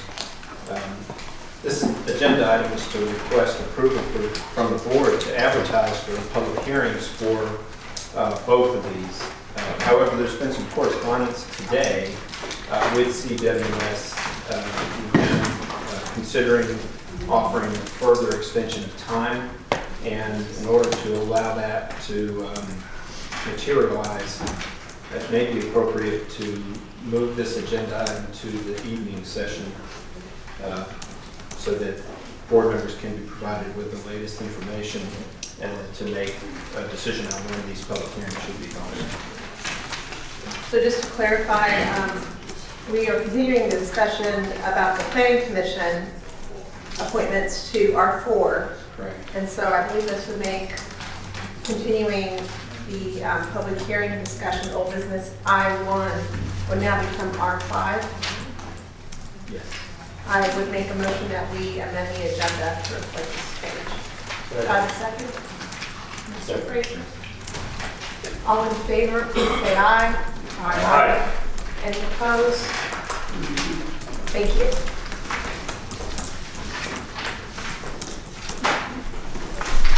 Leave this in the special exception that Eileen condominium conversions as well.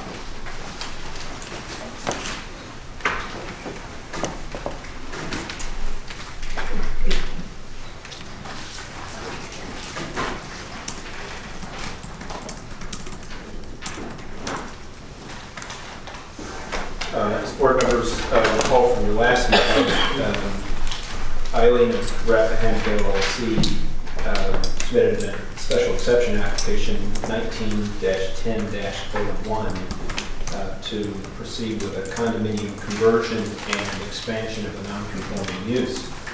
The board modified the local ordinance last year to include section 170-47M that specifically speaks to conversion of ownership to condominium.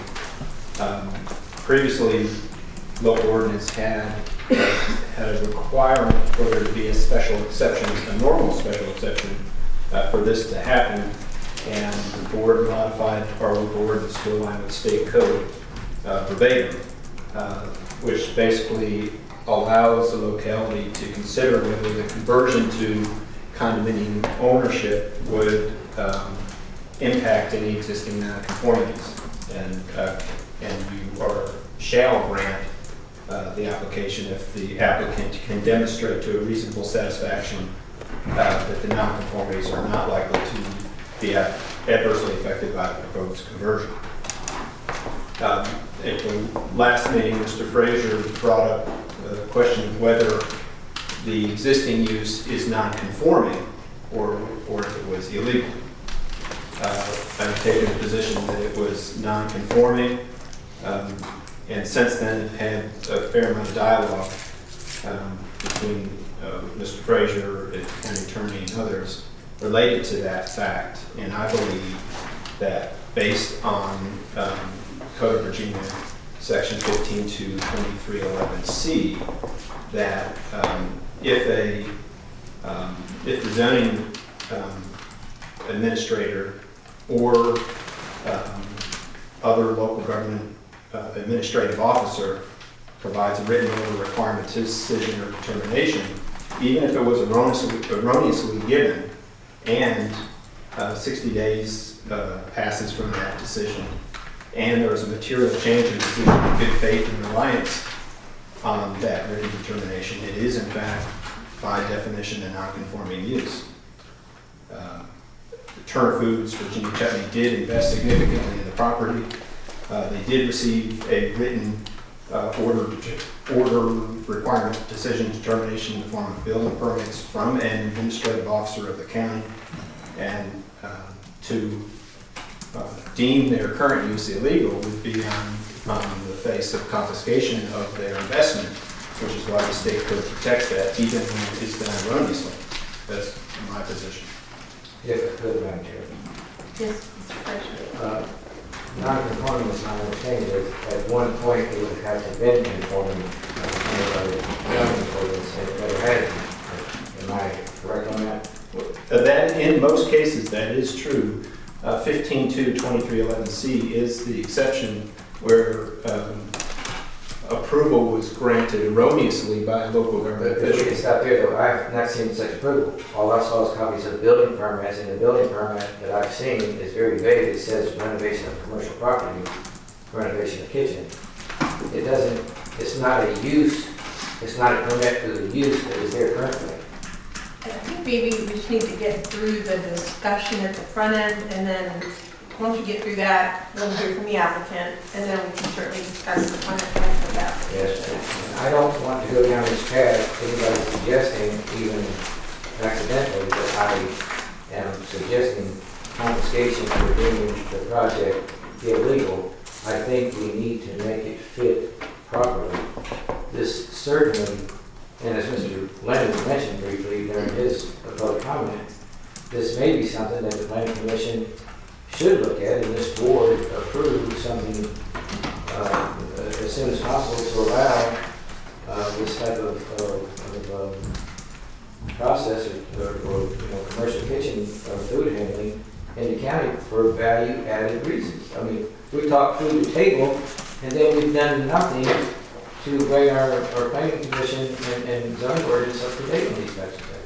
And I appreciate that, and I understand where you're coming from, Mr. Frazier. I just wanted to approach the topic in an orderly manner and finish hearing from Mr. Curry, and then hear from the applicant, and then we can have a discussion as a board. So the special exception application seeks two things. The approval of the conversion to condominium, which is based solely on whether the conversion would impact the nonconformity, and then an expansion of a nonconforming use. As we just noted, both of those hinge on the determination of the existing use being nonconforming versus something else. This was advertised as a public hearing, went through public hearing for Planning Commission, and then it was advertised for a public hearing at the board at the last meeting. Our local ordinance states that if a public hearing is continued from a meeting, meaning it was never opened, then no further advertisement is necessary as long as that public hearing happens within 60 days. However, state code appears to require the adjoining property owners to be notified if the public hearing is continued. So there is a disconnect between local and state law, and I believe for that matter, to avoid any issues of there potentially being a defect in the notice, that a public hearing be set for the February meeting with a renewed newspaper and adjacent property owner notification is required by 15.2.2204. Regarding the non-conforming use or not, the board certainly could consider modifying ordinances to permit this type of wholesaler by right in the general commercial district, if that's what the board wants to do. But you should do that knowing where all the general commercial districts are in the county. So in and around the bank, if you want to allow a wholesaler to be allowed to go by right, that's fine. But it's not just for this property. It's for all general commercial properties. I would recommend initially that we do conditional use permits either issued by this board or Board of Zoning Appeals. But I think that's the proper path. We're not trying to, I don't want to offend anybody, but I believe we're trying to cover up a mistake that was made sometime in the past, and I don't think that's a good fix. Well, I know we had discussed that we did want to hear from the applicant. If everybody's in agreement, I think that's an appropriate thing to do. And I would just allow Mr. Shutt to comment at this time. Okay, thank you. I've heard you speak. Okay. I purchased the property in 2010, in September of 2010, and the county actually provided the financing for not the majority, but about half of the purchase price. The county had an interest then in the property, which began in the early 90s. They financed the purchase that MT Pushkar made of the property, and so they had an ownership interest. At that time, they changed the zoning to this general commercial general from industrial. Then when Pushkar sold it to me, the county provided the financing. And so the county was the lender, the primary lender on the property. During this time, Don McCarthy bought me the Turner Foods, and they were some other name, Piedmont Cannery, I think it was, at the time, and they worked hand in hand with him. Their lease required them to verify the zoning, which they did. I realized that it was not the correct, in hindsight, way of doing it. So then they had the ribbon cutting, and that was not meant to do anything other than just graphically demonstrate that it was in full knowledge of the county. The building permits, I think, one said that it was to do a kitchen unit, and then the other said it was remodeling offices. I realized I couldn't find the application that it was not available.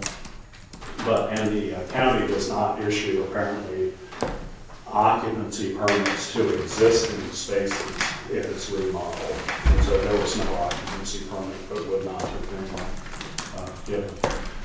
So anyway, the condominiumization, my initial foray into this at that time, a year and a half ago, was I applied to get the change in the zoning ordinance to accommodate this use, as Mr. Frazier suggested.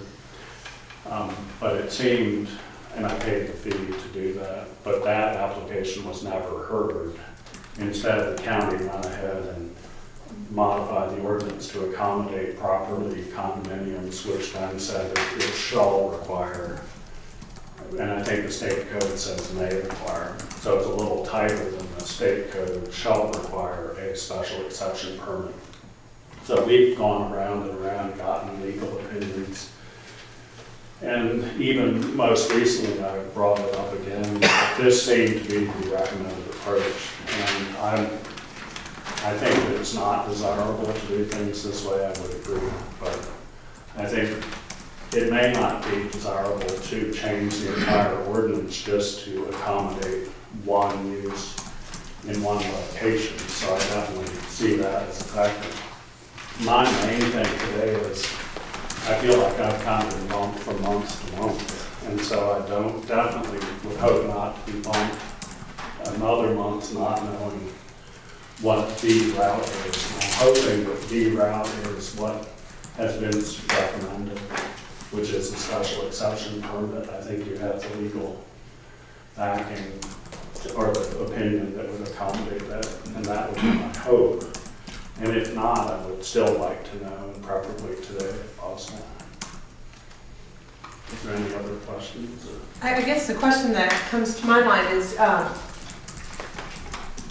is there an urgency to this that we can't address it with an ordinance change? Is there a time? Well, what I would just say is, I think, just to reiterate,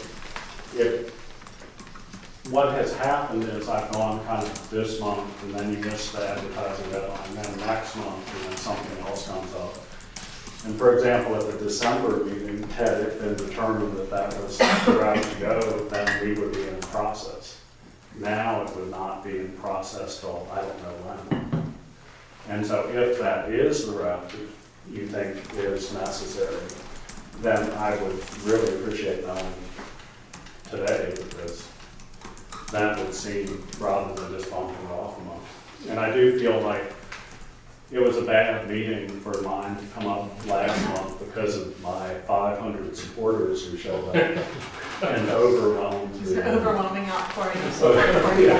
That was the time to cut the deal. Yeah, I should have cut it down and we probably would have been better off. But But anyway, that was a bad time to do it. It wasn't, it could have been opened very quickly and then closed. And it wasn't, but you know, people were, it was a high stress probably situation and not a good time for mine to go up. But I think today it sounds a little calmer.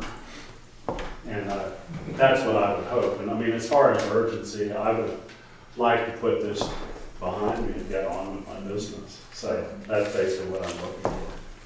Does anyone else have any questions? Just in light of what Mr. Sharp said about the, I'll call it the Second Amendment and alien public hearing, maybe this is a question for Mr. Curry. Just if you could explain to me the timing of why we have to renotice this, just so I'm clear on this point. The Code of Virginia states that if you continue a public hearing, I think it's 2204C, that you need to renotice the adjacent property. That's not been done. While our local ordinance says you don't have to do anything. But that section of code, which is Mr. Bell is flipping to right now, is not, it mandates what we do. It's not an option for us. Right. And so by a preponderance of caution, we would recommend if you were going to open a public hearing, you do so in a way that very clearly aligns with the state code and our code by just advertising in the paper and noticing the adjacent property. And I would add that it's probably less helpful to me to have a decision in my favor, if you want to call it that is open to question in the future. That's not going to help me as much. I would rather wait the 30 days. If that's, you know, since there is this. We're talking about a reason. No. The special exception that requires us to follow the advertising requirements of 2204. I just want to make sure we're correct on that point, that it does have to be punted to February. I think it seems like it relates back to the issue of the 10 acres on the on the tourist homes. Correct. We don't want to do anything that's void. And you don't want to have a notice that's defective. And I mean, I think regardless of how that notice, if that applies, if it could be applied to this, I mean, that did seem like it just kind of goes on forever. So it doesn't seem like that's a good limbo to be in. So ultimately what I was hoping to get from the board today is authorization to advertise for the public hearing at the February meeting and for the special exception that's been applied for. It can be determined through your votes after that public hearing whether it is appropriate to grant the requested special exceptions, whether 15.22311C with the non-conforming applies or doesn't apply, or you can, I guess, short circuit that entirely and just not authorize a public hearing because you think, as a majority of the board thinks that 15.22311C doesn't apply. It doesn't enjoy a non-conforming status. It's illegal, and therefore you're going to send a cease and desist letter to the existing company saying you're operating and you can't operate. This is a violation, and we'll follow through with enforcement, which we may set aside for ordinances to be modified. So that we don't spend a lot of time in puddles, we can just kind of go to what I think is the problem. I cannot, in good conscience, vote for this as a non-conforming use. And it may be, maybe I'm mistaken in my understanding of the code. And before I think we should go any further with that we have a written opinion from the county attorney that clearly shows a case law situation where this has been decided, where an agent of the board of the county issued some sort of a permit erroneously. I have not seen a use permit. All I've seen is a building permit. And a building permit is not good enough to constitute a change of use. So I don't see where it happened. And if it did happen, it happened erroneously, and I think we need to see case law to that effect. And then, did you have something? Or we just move on as a board and send this to the planning commission for a change in ordinance. It takes a minute to allow it to start. Did you have something to add, Mr. Lacy? I do. This might be a question. This is a question for Mr. Goff. I think under the three-pronged test under 15.2.23.11c, a written order requiring a decision or determination was made by the zoning administrator or other administrative officer. What is the nature of the order requirement, decision, or determination that we're looking to fulfill the first part of the three-pronged test? Well, generally, it's going to be some sort of written thing, like the issuance of a permit or a letter. Are we talking about the building permit in this case? Is that what we're using to fulfill the first prong? Well, let's see. The clearest would be a zoning permit, which there is none. It says other administrative officer. So, after 60 days have elapsed. I appreciate the work on this background in the code. I just want to make sure that we're hitting all three. Or the person aggrieved has materially changed his position, so that's the next problem. In good faith reliance on the action of the zoning administrator. Unless it is proved that such written order requiring decision or determination was obtained through malfeasance. So it seems, the code seems to envision a written order upon which a person relies in good faith and then also suffers a detriment in that he's changed his position materially, in that he's obviously engaged in starting the project in good faith reliance on that written order. So in order for this to fly, we're going to have some evidence of a written order to show that there was some kind of permission given for this non-conforming use to occur at this property. Now, is there any aspect of the county's involvement in the ownership of the property? Yeah, as I understand it, this parcel was an industrial, and then at some point it was rezoned to 14.27 acres agricultural. No, well, 14 point something. 14 commercial, and then the other part commercial. And I guess we're talking about the commercial portion here. As of now, there's no little fit in our code, in our section for the processing of canning of goods, of food, of meat, vegetables, what have you, for commercial. Right, and that's what we established about a year. But this use goes way back, but all we're missing is a piece of evidence, and that is the written order or opinion of the building official or the zoning official. At the time, it was John McCarthy. We can't lay our hands on that. So I think what was discussed earlier, at the risk of wasting money on an advertisement, staff can move forward with the advertisement of the public hearing for the next meeting, notice the adjacent property owners. The county attorney can dig into all the facts and render an opinion as to whether the existing use enjoys the protections of 15.2.23.11c or doesn't. And that can all come out in February. So we would spend an additional $700 that made it. Oh, it won't be that. $300 or so.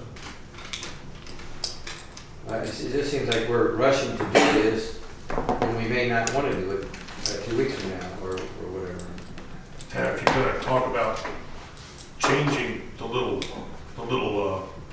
uses that are allowed in commercial to include this type of activity, then you got to refer that to the planning commission. Right. And this is another 100 days before that comes back, before we can have, unless they act quickly. I don't think it would have to be that way.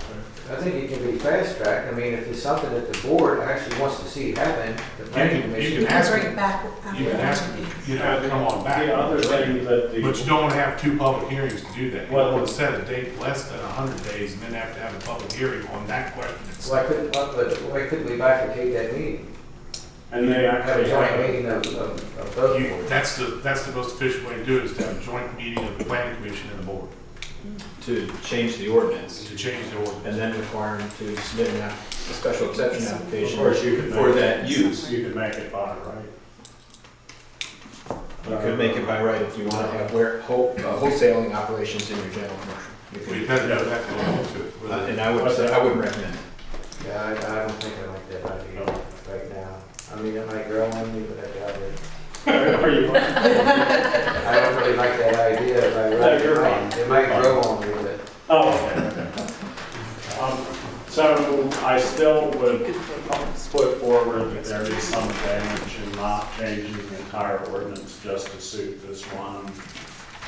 I don't think this will ever repeat itself because there's so many different. Well, I just would put it to the board, and you, Mr. Sharp, respectfully, Gary and I looked very closely, there's nothing for a can Right. in any of the uses that we. Well, I think it's covered in. And that's not smart if you're talking about an agricultural economy. No, I agree. I think that we ought to take a serious look at that. And I think we could fast track it and bring it back in the proper mode, and then we wouldn't have this, at least I wouldn't have the hesitation about it. It's allowed, and I'm pretty sure this use would be allowed in an agricultural zone if the produce is produced on site. I think that is what. I hope so it's allowed in industrial as well. I didn't even look at industrial this time. If the property were not rezoned, it would be really tough to do. But I would suggest that this probably is not an improper use in any general commercial area. I think it's a good fit for the property, and I think it just isn't in the documents Well, I that we think have it's a it. good fit for any commercial general property, and I think that was probably the intent. And out of interest, the cold storages which generated, and this was a sewing plant, you could not have a sewing plant at this location. You could not have a cold storage in the existing cold storage buildings under the current ordinance. So none of these uses have been contemplated even though they were in existence at the time. And I don't think, you have the three-phase power. I mean, I think the intent there is a higher level of. Is that a Y system? The Delta. I forgot. I don't think it's a Delta, but I don't. You're right. Oh, out there. You're right here. They're the same voltage, the three phase. Yeah. Now, for historical purposes, it was zoned industrial and 1 acre lots are allowed in industrial zoning, that's why we downsized the commercial. I think the whole parcel was industrial. Yes. We downsized. Yeah, and I think that was something that the county did when, just prior to selling it to Pushkar. Pushkar, right, we didn't want the 1 acre lot capability of anything. I think commercial general is 1 acre lots as well. Are there any other questions for the applicant? Yes, can I ask a question? Yes, Mr. Bob. So when the chutney factory began its operations at that current location, who was the then owner of that portion of the property? Well, I mean, Eileen of Rappahannock, same thing. It was my ownership. Now, the county got it in 2002? The Eileen Incorporated Went bankrupt. We bought it for $137,500 from the bankruptcy trustee.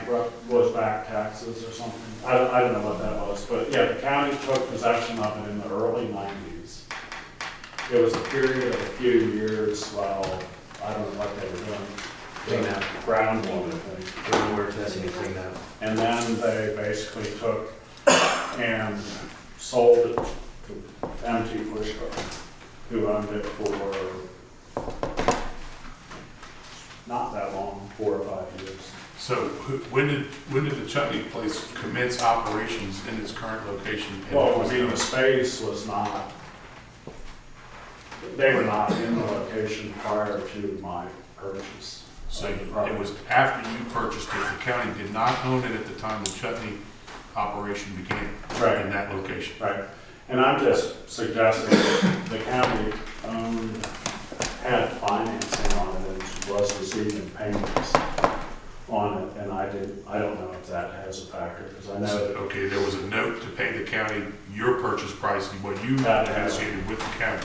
But they weren't the record owners. They weren't the owners. No. Rappahannock County had completely divested itself of ownership. Yes, the fee ownership, yes. Well, that's the important part. Yes. Okay, thank you. Is that okay? Is Thank that you, anything Mr. else? I think that'll do it unless anybody else has any questions. Okay, thank you. Thank you, Alex. Yes, Mr. Wilson? I'd like to put forward a motion in reviewing the three-prong test under 15.2, 2311.c. I believe all three prongs of the test are fulfilled. The key word in the first prong being decision. The totality of circumstances surrounding the opening of the plant, Virginia chutney processing plant, I think, demonstrated decision by the zoning administrator at that time, and the other two follow under this test. So I would make a motion that we advertise for a public hearing and then hear this on February 5th and make a decision at that time with a special exception permit request. We have a motion, do we have a second? I'll second that. I think anyway that this county can appear to be friendly to business. It behooves us to do so. So I'll second that. Very good. Let's roll call vote. 1 second.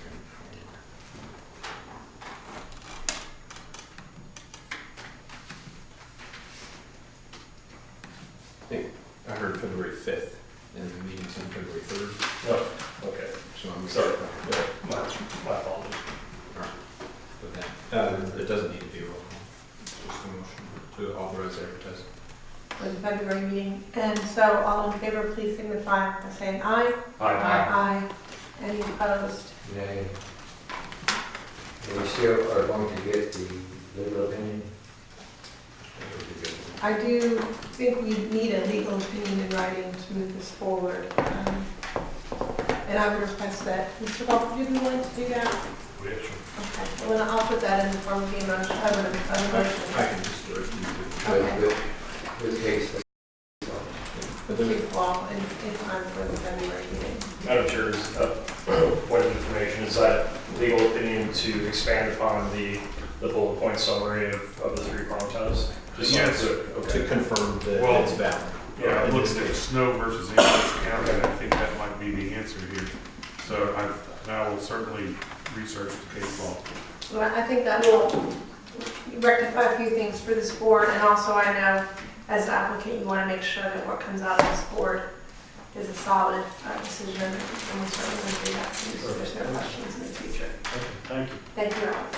I would just say the board may want to consider later, at some point in time, perhaps in matters presented by the board,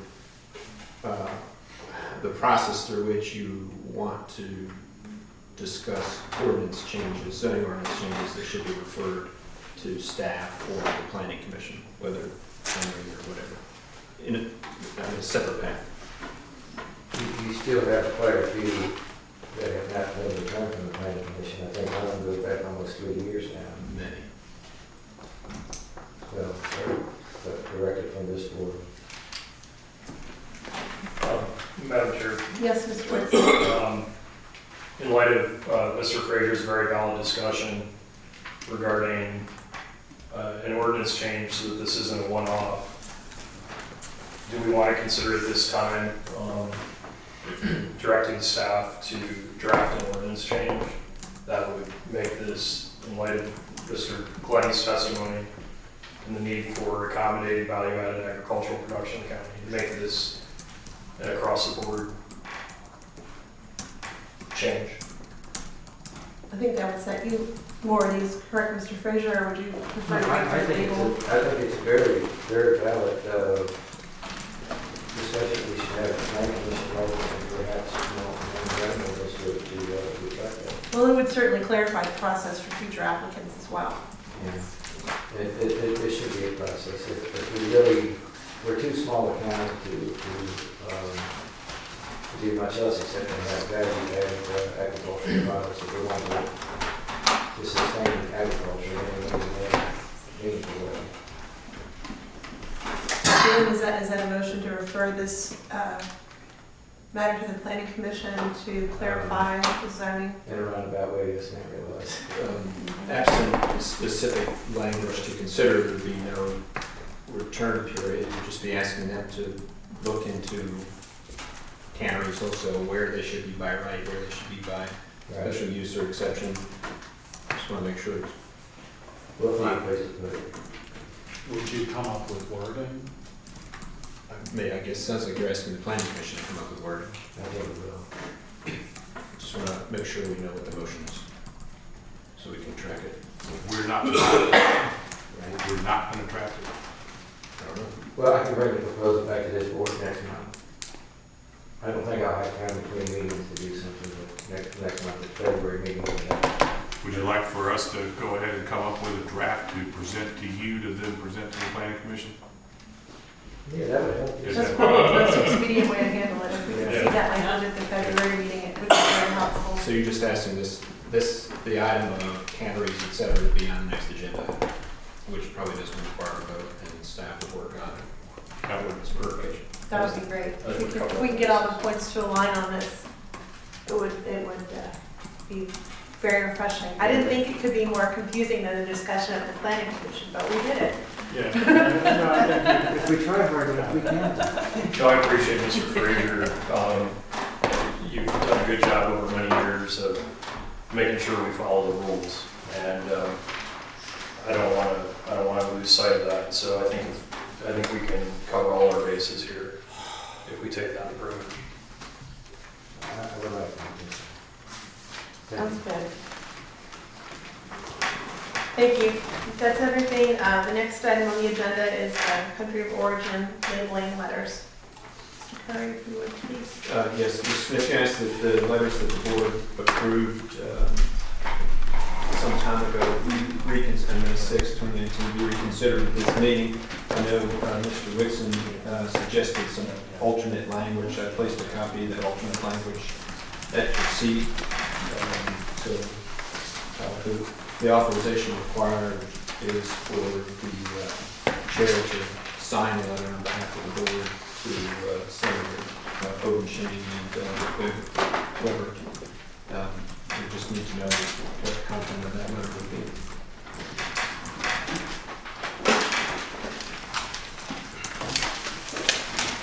I'm comfortable signing the letters that are attached or that are at our stations here today. And I would make a motion that we send these letters as presented. Given the public doesn't have it, maybe it would be appropriate to read the letter. Are they the same? Yeah, one is to our delegate and one is to our state senator, but they're identical in content. Very good. The letter just reads, we request your ongoing assistance in protecting Rappahannock County's beef industry, which is a part of our agricultural economy. In late 2015, the World Trade Association issued a decision that deemed discriminatory in the United States country of origin labeling law applicable to beef and pork. As a result of this decision, American consumers no longer know for certain where the beef that they purchase is born, raised, and slaughtered. The WTO mandated change in our country of origin labeling law continues to undermine the ability of our Rappahannock County cattle farmers to differentiate their Virginia origin beef products in the commodity marketplace. Although we recognize the difficulty of overturning the WTO's determination and reversing the resulting change of U.S. law, we ask that you continue to make every effort possible in Richmond to protect the right of Rappahannock County's cattle farmers to purchase and label their beef as born, raised, and slaughtered in the Commonwealth of Virginia. Respectfully yours, Chair, Rappahannock County Board of Supervisors. And I would be happy to send these letters and make a motion that we do so. Yours is a motion, I'll second that. All in favor, please say aye. Aye. Any opposed?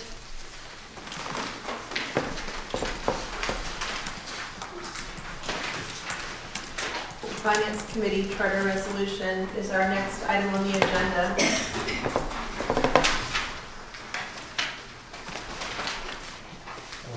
Mr. Curry, I guess, do you have anything to start off with it? This item was reviewed and put forward by the Rules Committee, and they met on October 1, 2019. They voted unanimously, all two of them, to recommend this charter resolution to the full board for consideration. It requires appointment of 2 members and an alternate. to serve on the committee together with the county administrator and treasurer. Happy to answer any questions. Generally, work to create any additional committees. It usually needs more work for me, but this is what the board wants to do. That work for you? I think it's a very necessary component. Most every elected body around us, city, town, and county, has, and the school board has a finance committee. The school board, they're not a legislative body. We're the ones that sets the tax rate, and then they're the ones that figure out how they're going to spend their money. And yet we don't have that here. And it actually doesn't make good sense. And it makes perfect sense to have a finance committee. We should have had one. We had one. It was abolished improperly by members of this, previous members of this board. And I believe that this is a very workable resolution here, where the appointments actually would take place in July, or at least the appointments would commence in July. The resolution is set up to appoint members right now for the initial term, and then subsequent appointments would be made in July. And that is recognizing the annual budget cycle, where in January is probably not the best time to make new appointments to such a committee relative to the budget. Being in the middle of the budget cycle. Right. So I, as a member of the former rules committee and currently, but now I would place it in the form of a motion to be adopted. We'll need 3 names to do that. And for the be it further resolved, paragraph. Yeah, kind of got that together.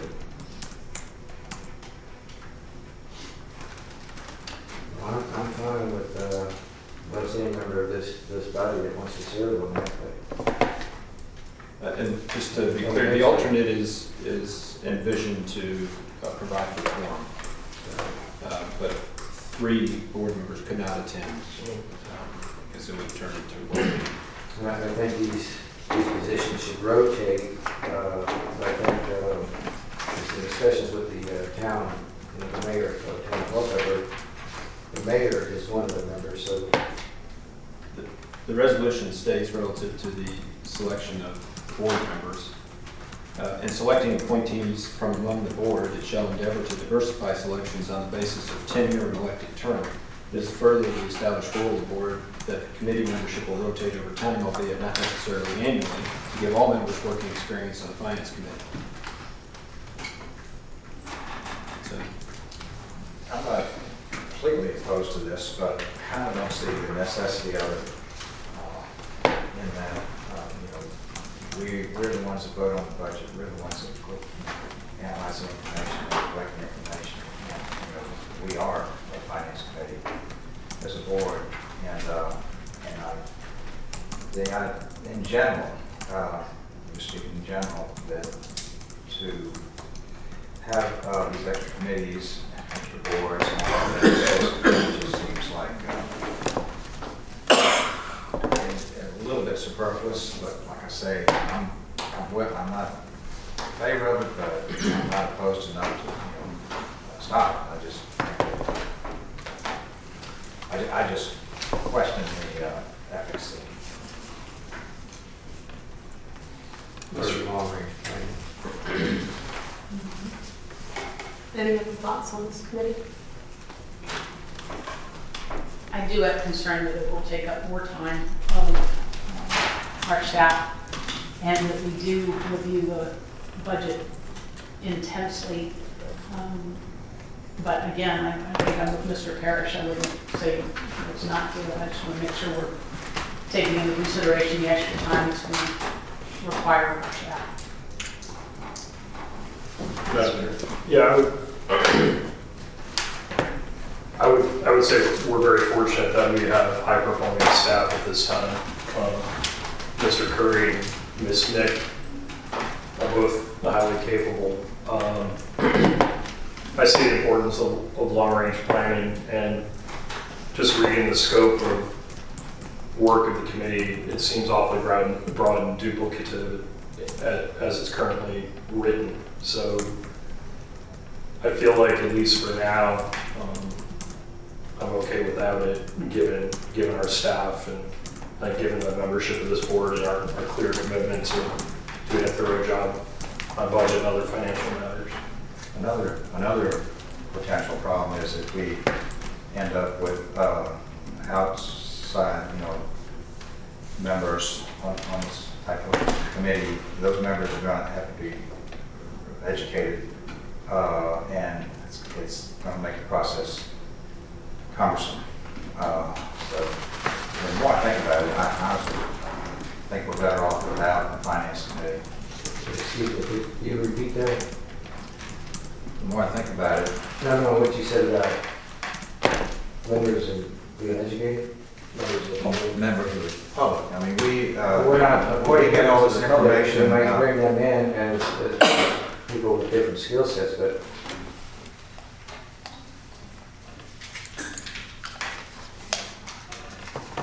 where did you get members of the public being appointed?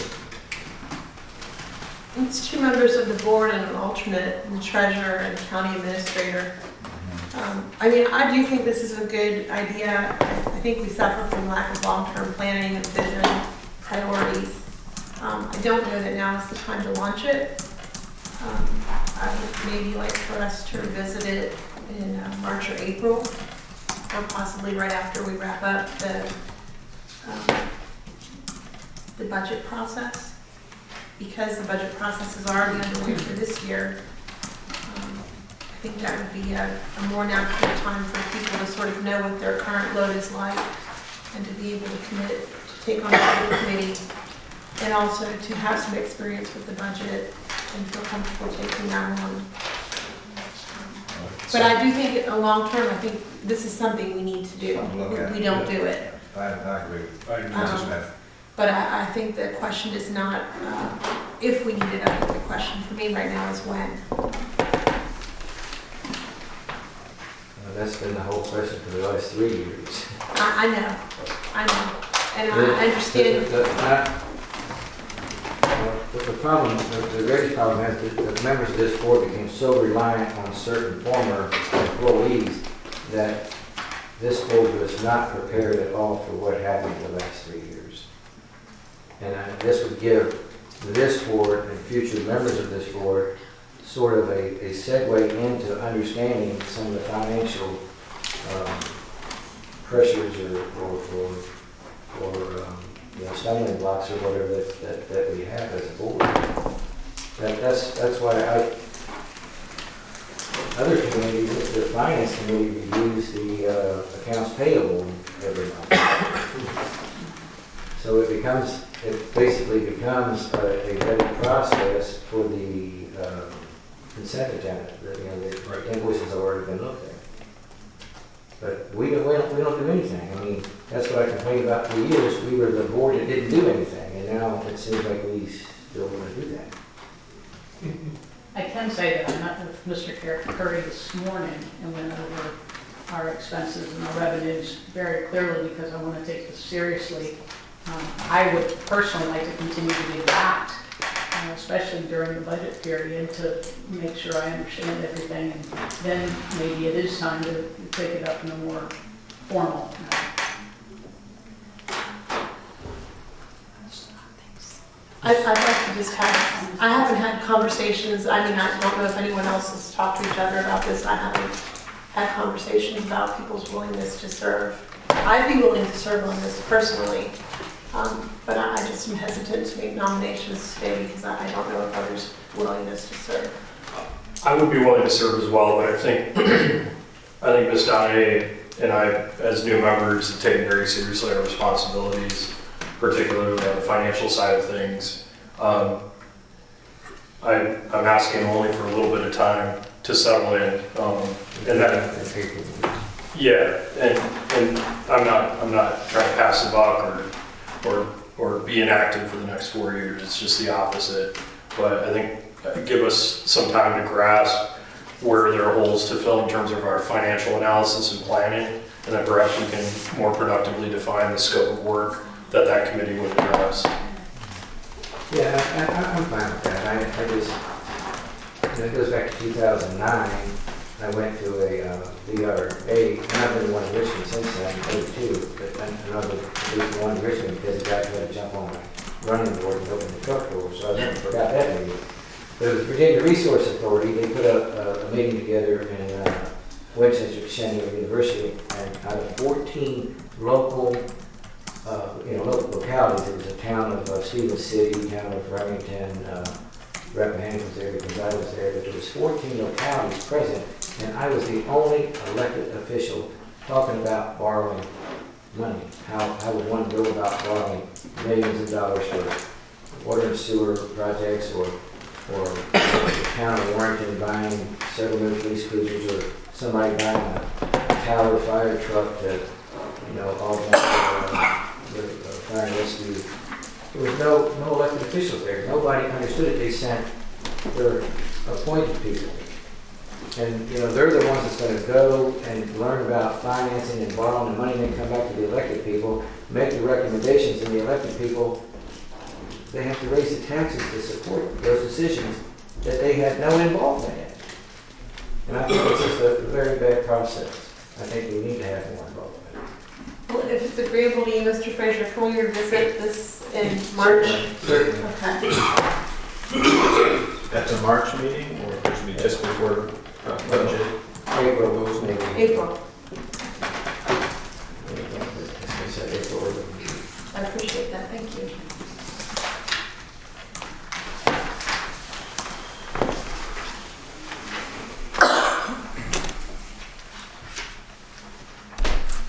Next items are new business.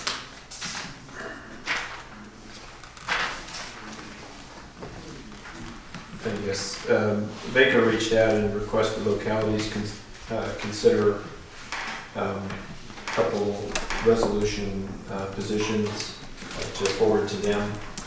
First is regarding review of legislation with local fiscal impact.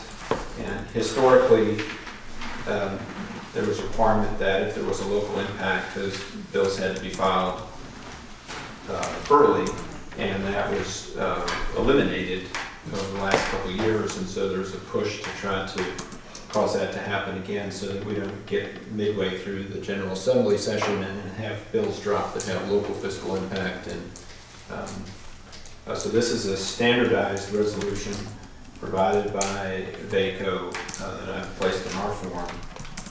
That has a whole lot of whereas, but the bottom line is that now therefore be it resolved that the Board of Supervisors expresses its support for legislation that would provide additional time for review and analysis of legislation with fiscal impact on localities, as well as direct further consideration of additional ways to improve the review process. We'll say that I participated last year and again this year in the state process where local officials review legislation and report back through the DHCD what local impacts may be. And there's about 60 local officials that do that. So, I haven't seen them all, but I'm plugged into some items.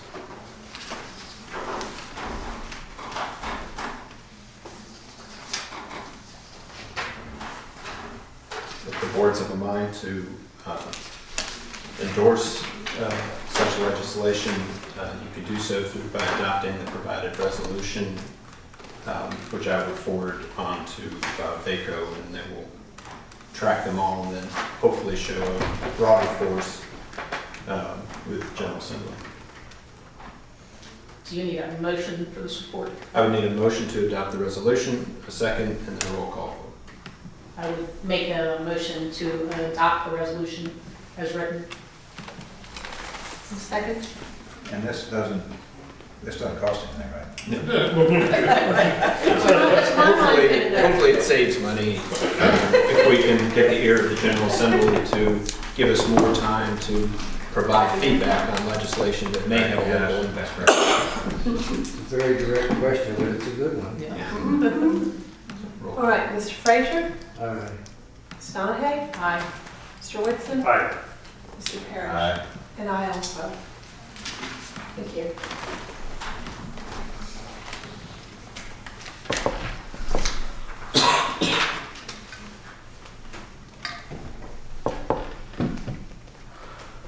The next item is similar in that it's a request from VACO to show support for legislation. VACO's #1 position this year is to level the taxing playing field between cities, towns, and counties. Cities and towns have much broader taxing authority currently than do counties. Meals and lodging, cigarette taxes, things like that, that counties are either limited in the amount, need to get special permission from the state, or just altogether can't do cigarette taxes. If I could, I'm opposed to this, and I was when it was brought up 24 years ago, my first year on the board, because I always wanted this. General Assembly's been hesitant, and I have to agree with it. I believe at the time it happened, Rappahannock County was the first county in Virginia to vote for a meals and lodging tax. Cities and towns have to hold a public hearing for that. They could have the place packed out like the school was, and then the next month when nobody's there, just adopt it. But they have to hold a public hearing. Here, in every every other county in Virginia, you have to hold a referendum, and the citizens almost always reject it, except for Rappahannock. They were sold that it was a tax on the tourist, but it's a tax every time I go down to get a pizza at Hackney's. So I'm paying that meals and lodging tax that every district in this county except Jackson, but I won't mention that, voted for, and it went through in this county. But what you're asking for is saying that we want to have the ability, like cities and towns, to just implement new taxes on the people without them having any idea that it's coming. And I'm opposed to that. I concur with Mr. Fraser. I've had probably 16 years of it built into my brain from the Virginia Restaurant Lodging and Travel Association. You don't want to just give the authority to tax because it becomes the easiest thing in the world to tax a particular industry such as a restaurant. And you don't think about it until your neighbors come and pay the bill and then wonder why it's, right now it's 9.3%. And that's not cheap. And you look at Virginia Beach and other counties that have got 11, 12, and to just be able to carte blanche make a tax on the citizens, I don't like. We're already pretty high on food and lodging tax, or at least food tax, and I've heard, restaurant owners complain about it, and it's not going to encourage more people to come out here if they feel like they got to pay a little extra more for what they're getting, which includes even the coffee. So, I concur that we just need to forget about this one. Yeah. It's a consumable item, you pay it every time. So we can take no action, or we can have a vote on this? I would recommend you take no action. You don't want to.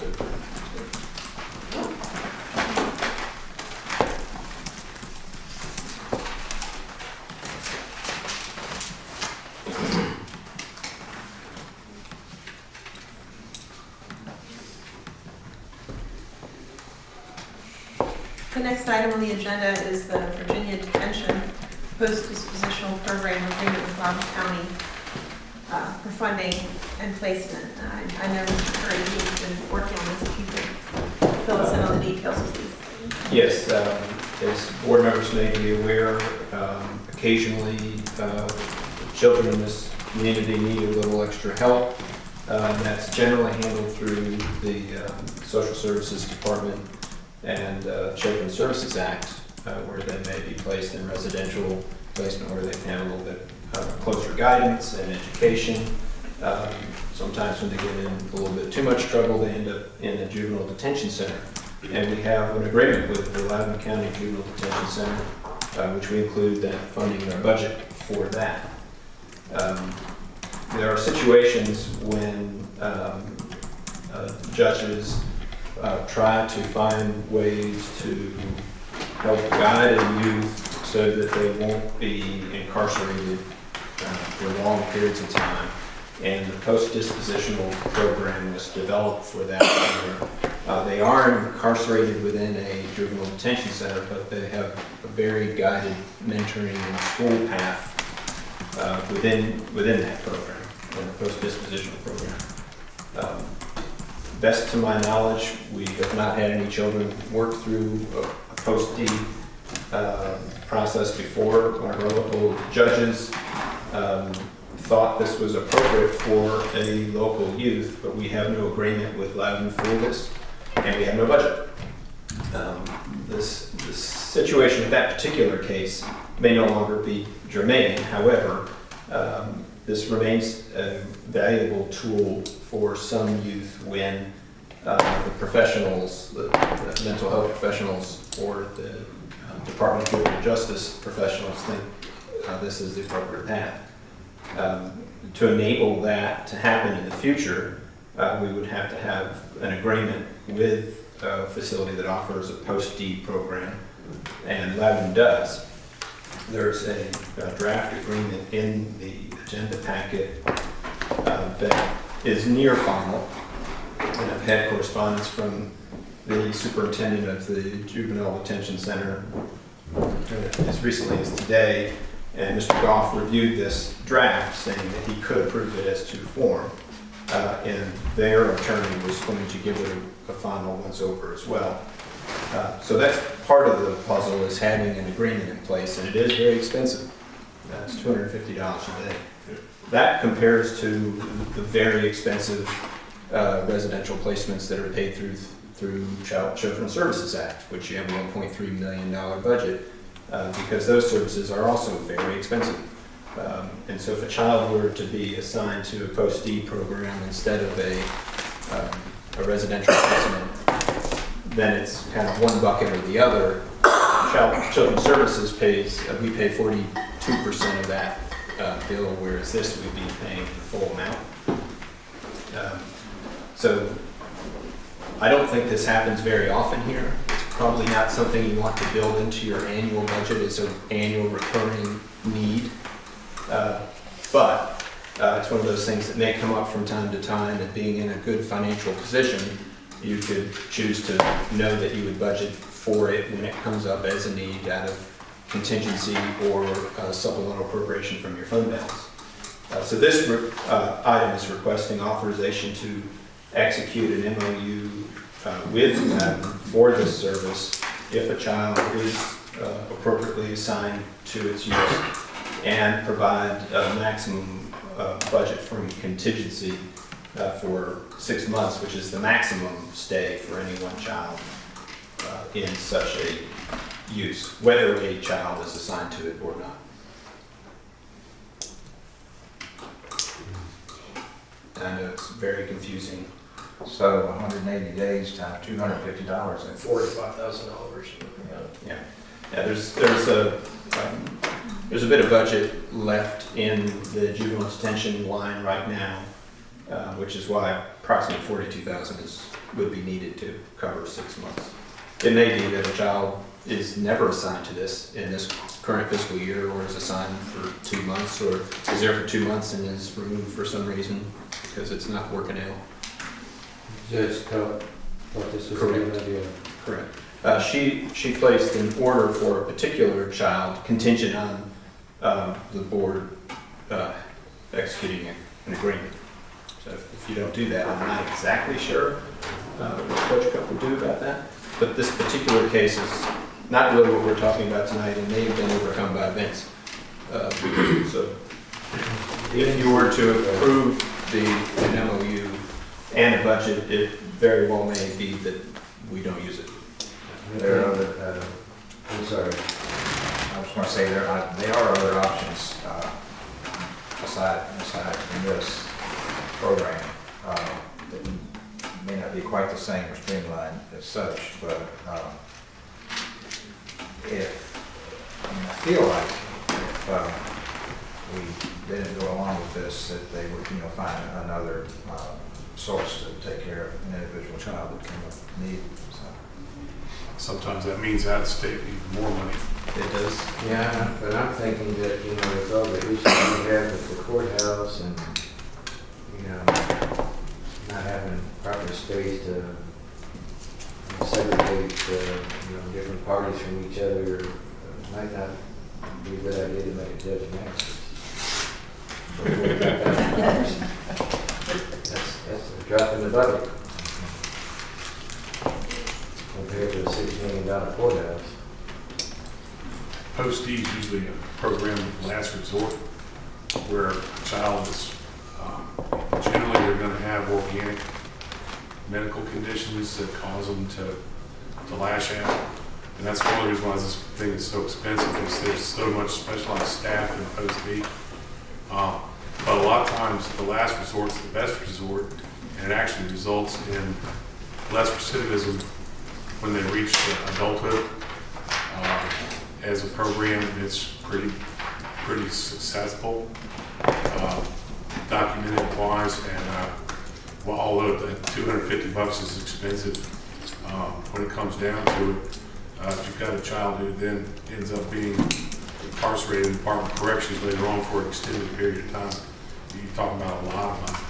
The statewide, not necessarily cost more than just by us, but so in the sense that.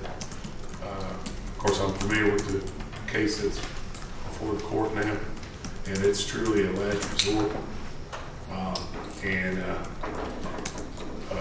It's a lot of times the result of in utero exposure. These types of behaviors are resulting in utero exposure to illicit substances or illegal substances in inappropriate quantities that bring your children having this kind of violent propensity. So just by way of background, I thought you all should know that. You have witnessed success in this program? I have heard of success. Rappahannock's never had a post-D placement that I don't even think when Mr. Luke was CA, we've never had a post-D placement until now. I would place this in the form of a motion to approve this so that we have something that needs to be needed. And that is to authorize execution of the agreement after approval as to form and allocation of contingency budget. Yes, sir.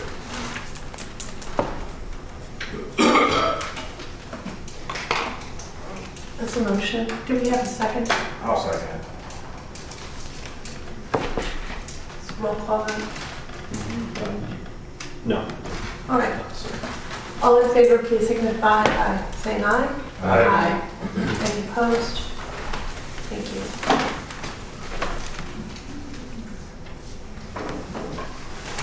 Next item on the agenda is the amended budget public hearing authorization. The meeting is going long, and I will try to make this short. If you have questions, please don't hesitate to ask. Each year, usually around November, December, I ask the board to hold a public hearing to amend the budget because you've exceeded your 1%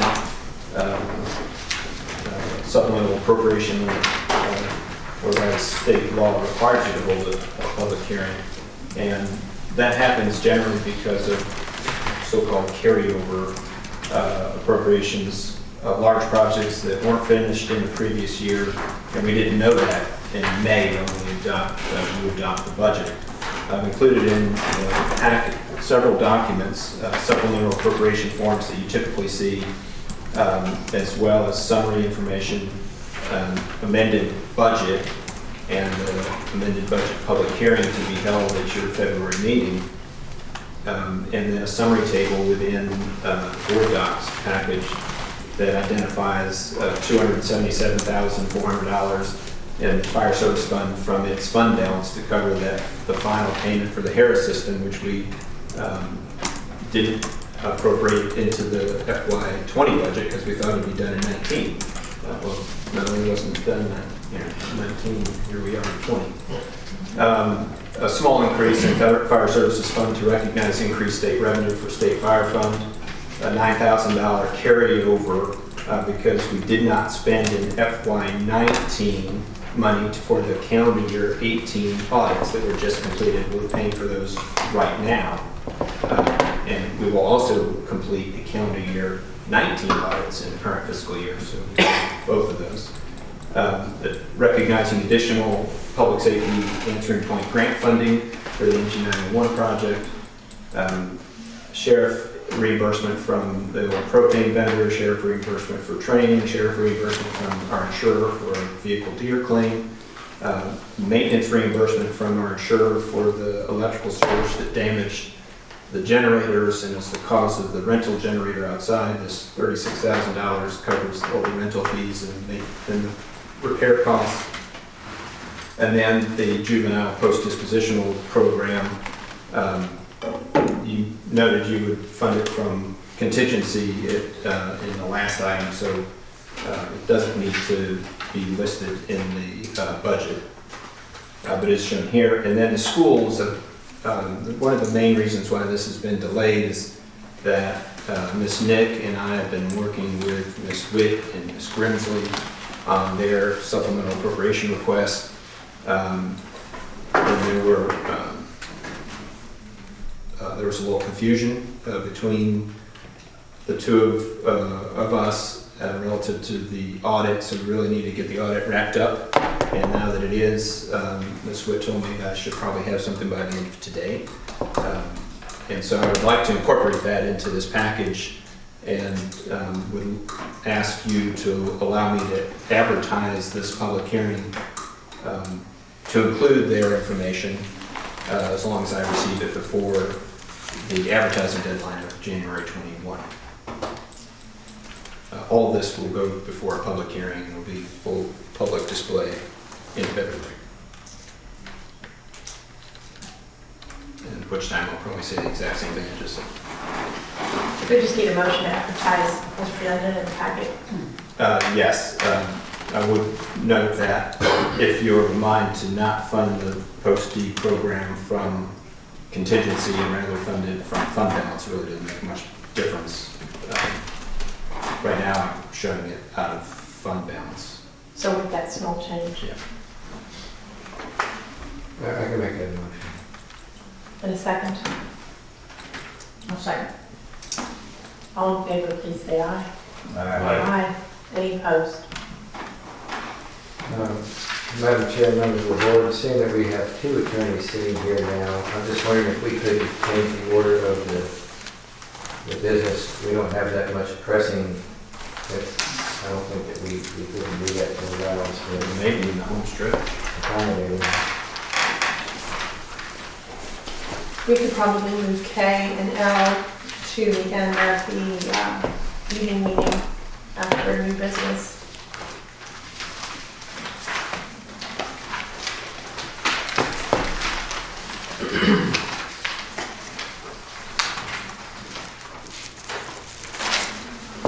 Information reports and all, maybe we'll skip that, right? It's just something we read ourselves. You know, I'm comfortable to catch up with that from the information that's available online. And then we can just move that item L, matter presented before the board. The K3, the review of legal matters, that possibly come up in closed session? Yeah, we can take care of that. And this is really just a item to share with the public what's going on. Okay. So my hearing, you're deeming that K is complete, and you're amending the agenda to move L. Between S and T this evening, that's what we're doing everyone. I would make that motion. Do I have a second? Second. All in favor? Aye. Any opposed? So, go closed session first, and then we'll break. Do the motion. Either we need to read into closed meeting or take a short recess, take a photo, or... Let's go ahead and do it. If it's agreeable to everyone, let's go ahead and go into closed. Yeah, because we want the public to be here. Right, clock's ticking. There are actually two motions, because one of the matters to be discussed in closed meeting references Mr. Frazier's case, which you cannot participate in, so this first motion doesn't include that. You cannot participate. Actually, I received a memo from my attorneys that represent me as an individual board member, and they suggested that I remain in the discussion here, but there would certainly not be something that I should vote on. Under, I think it's 2.23112E. So are you wanting to move into all of them at one time? I think so. Okay. Does that not represent, Mr. Goff, does that not represent a COIA issue? Well, it's certainly may constrain what council can say to the rest of the members. It doesn't, it doesn't sound like a very good idea. It's a very conflicted situation because as a member of the board, you're saying that I can't be here. And yet, it actually involves me and revolves around me. So I was told by, again, my legal counsel as an individual member of the board that I should stay. That might have been something you may have wanted to get an opinion for before today. I'm sorry? That might have been something you might want to get an opinion on before today from the Commonwealth's attorney, i.e. me. I can't get it from you because you're conflicted. How am I conflicted? This is a 3-year-old problem, sir. You are conflicted as counsel for the board, and you're giving them advice adversarial to me as a board member. You can't give me advice as a Commonwealth attorney. I can certainly write a publicly published opinion. It wouldn't be worth anything to me because you're conflicted, sir. I am not conflicted, Mr. Frazier. You are conflicted, and if you can't see that, then we might as well just stop this discussion because it's ridiculous. I'm sorry, sir. Well, I represent the board, which is not the individual members. And as Commonwealth's attorney, I am tasked by the statute to give an opinion on COIA and whether or not a particular pattern of facts were violated. Under normal circumstances. But you hold both positions. By holding both positions, you are conflicted and cannot do that. I disagree, Mr. Frazier, because I represent the board, which speaks through its resolutions, which is a majority of the board, not an individual client. I mean, not an individual member of the board. That's not statutory as a county attorney. The statutory duty, and Mr. Mitchell, who sits here now, has told this board once before that the county attorney has a statutory obligation to defend the board and a member of the board and to be able to give them legal advice. And you, sir, what you did was to violate that trust position because you did not do that. You cannot do that, but yet you did that. I think the simplest thing is possibly just to skip this all together and just go into closed session for the one thing, but not the other. How does that sound to me? Well, I agree. I mean, I haven't looked at this particular COIA issue, so I'm not sitting here. I'm just saying I'm not going to be able to tell you anything regarding representing the board and the board's interest with the presence of the person who's suing the board sitting here listening to what I've got to say. That doesn't work. So, if Mr. Frazier insists on staying, I recommend that we do not go into closed session at all. No, my representation as an individual member of the board told me that I should stay, just in case that things were said that were not exactly correct, I could at least correct it. Is there a time-sensitive nature to go into closed meeting regarding Frazier versus Board of Supervisors, case number 19-148? And There's and a it's hearing. Mr. Well, it Harrison. depends on what happens in closed session, we may not have, but we have hearings scheduled for the 16th of this month. Yeah, well, I'm comfortable enough not to know anything about it. And, because you say it's gonna go into a hearing in court? There's hearings scheduled for the 16th, yes. Well, let it happen. No, we don't, rather than going, as Mr. Goff was saying, rather than risk a COA violation, I think it's safer just not do it. But if we don't do it, we have to amend the agenda. Yeah. And Well, I mean, you've come to the point in the meeting, and if you don't enter, you don't enter. That's- Right, just go in closed session for that. You can go in closed session for the other issues, and if you don't want to go in closed session for one of the issues, you can simply not read that motion, not make that motion. Exactly. That Or would if be you make better it than really okay. a lawsuit, in my opinion. I'm going to be a lawsuit.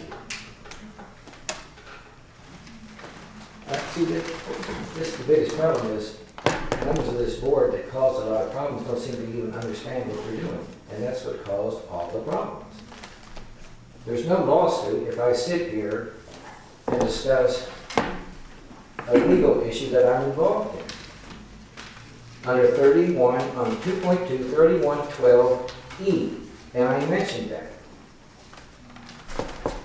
If you don't understand it, sir, then that's not my problem, but there's no lawsuit because of that. If there's any legal ramifications, it would be on me as an individual board member for staying here, not you.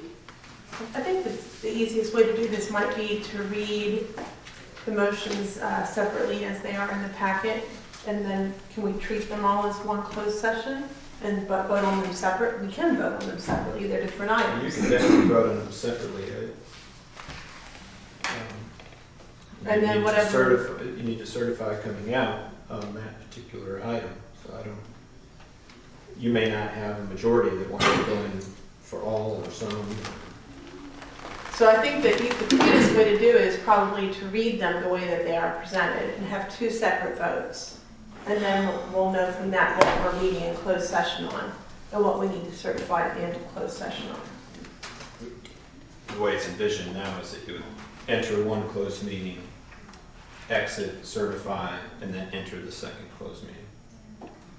And I defer to the county attorney when there's a better way to do that. You may want to change the order if there's some question as to whether the motion to enter a closed meeting on Fraser versus Board of Supervisors will have a majority to enter closed meeting. If it fails, then so they're residing, you want to the next one. Okay, that sounds like a reasonable way forward. So we need a motion to enter into a closed meeting on the matter of the Fraser Legal Counsel. Let's amend the agenda order first. Just to be squeaky clean. So we're going to go into Move the item M3 regarding the Fraser case to M1. 1 and M1 to M3. I would make a motion to that effect. Do I have a second? Could you just repeat what you're proposing to do? Swap the orders of the two first meeting items as shown on the agenda, such that the Fraser one comes first, then you exit closed meeting certify, and then you go into this other one with all the cases.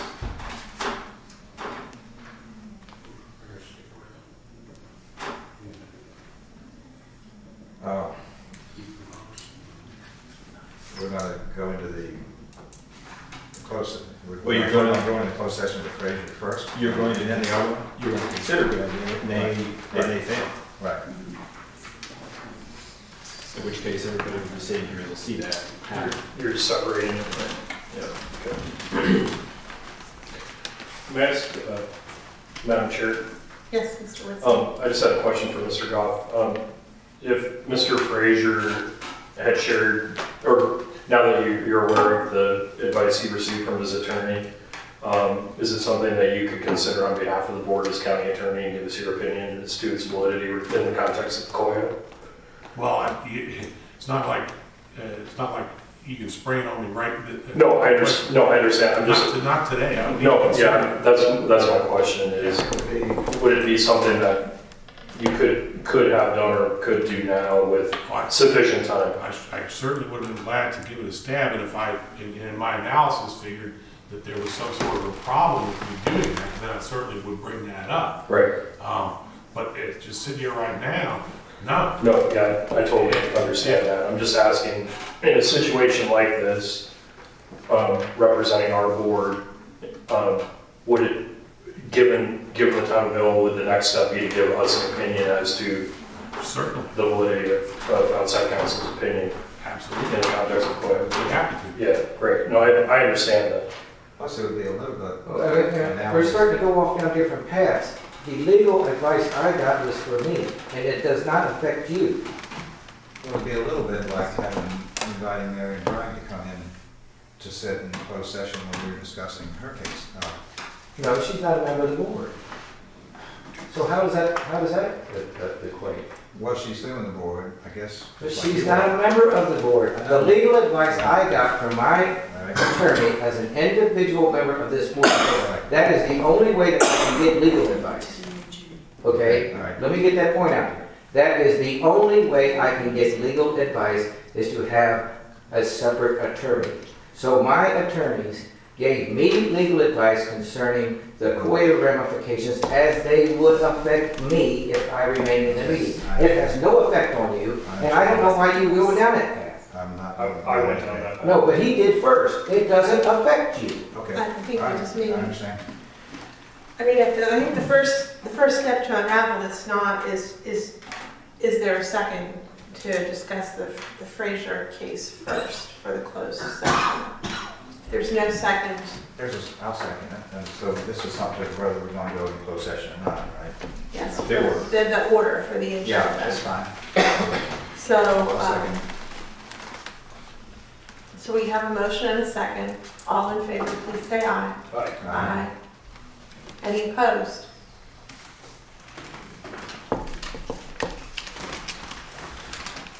So the agenda has now been amended, where we will discuss, consider going to closed session to discuss the Frazier matter first and the other second. So I have a printed motion to conduct a closed meeting for consultation with legal counsel pertaining to actual litigation, where such consultation or meeting would adversely affect the litigating posture of the public body, 2.23711A7. Consultation with legal counsel employed or retained by the public body regarding specific legal matters requiring provision of legal advice by such counsel, 2.23711A8. This is for the subject matter of Frazier versus Board of Supervisors, case number 19-148. If the board would like to enter closed meeting for that purpose, you can move what I just said.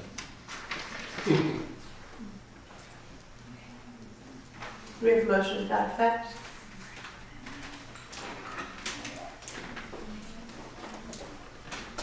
Point of order, what would you be discussing?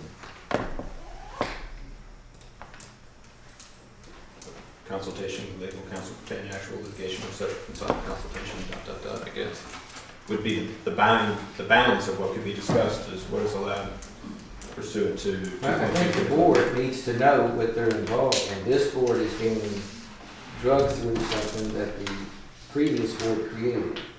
And they should have an idea of what's going on, whether it's discussed in open or closed session. I mean, I think the motion is clear in what the boundaries are for the discussion.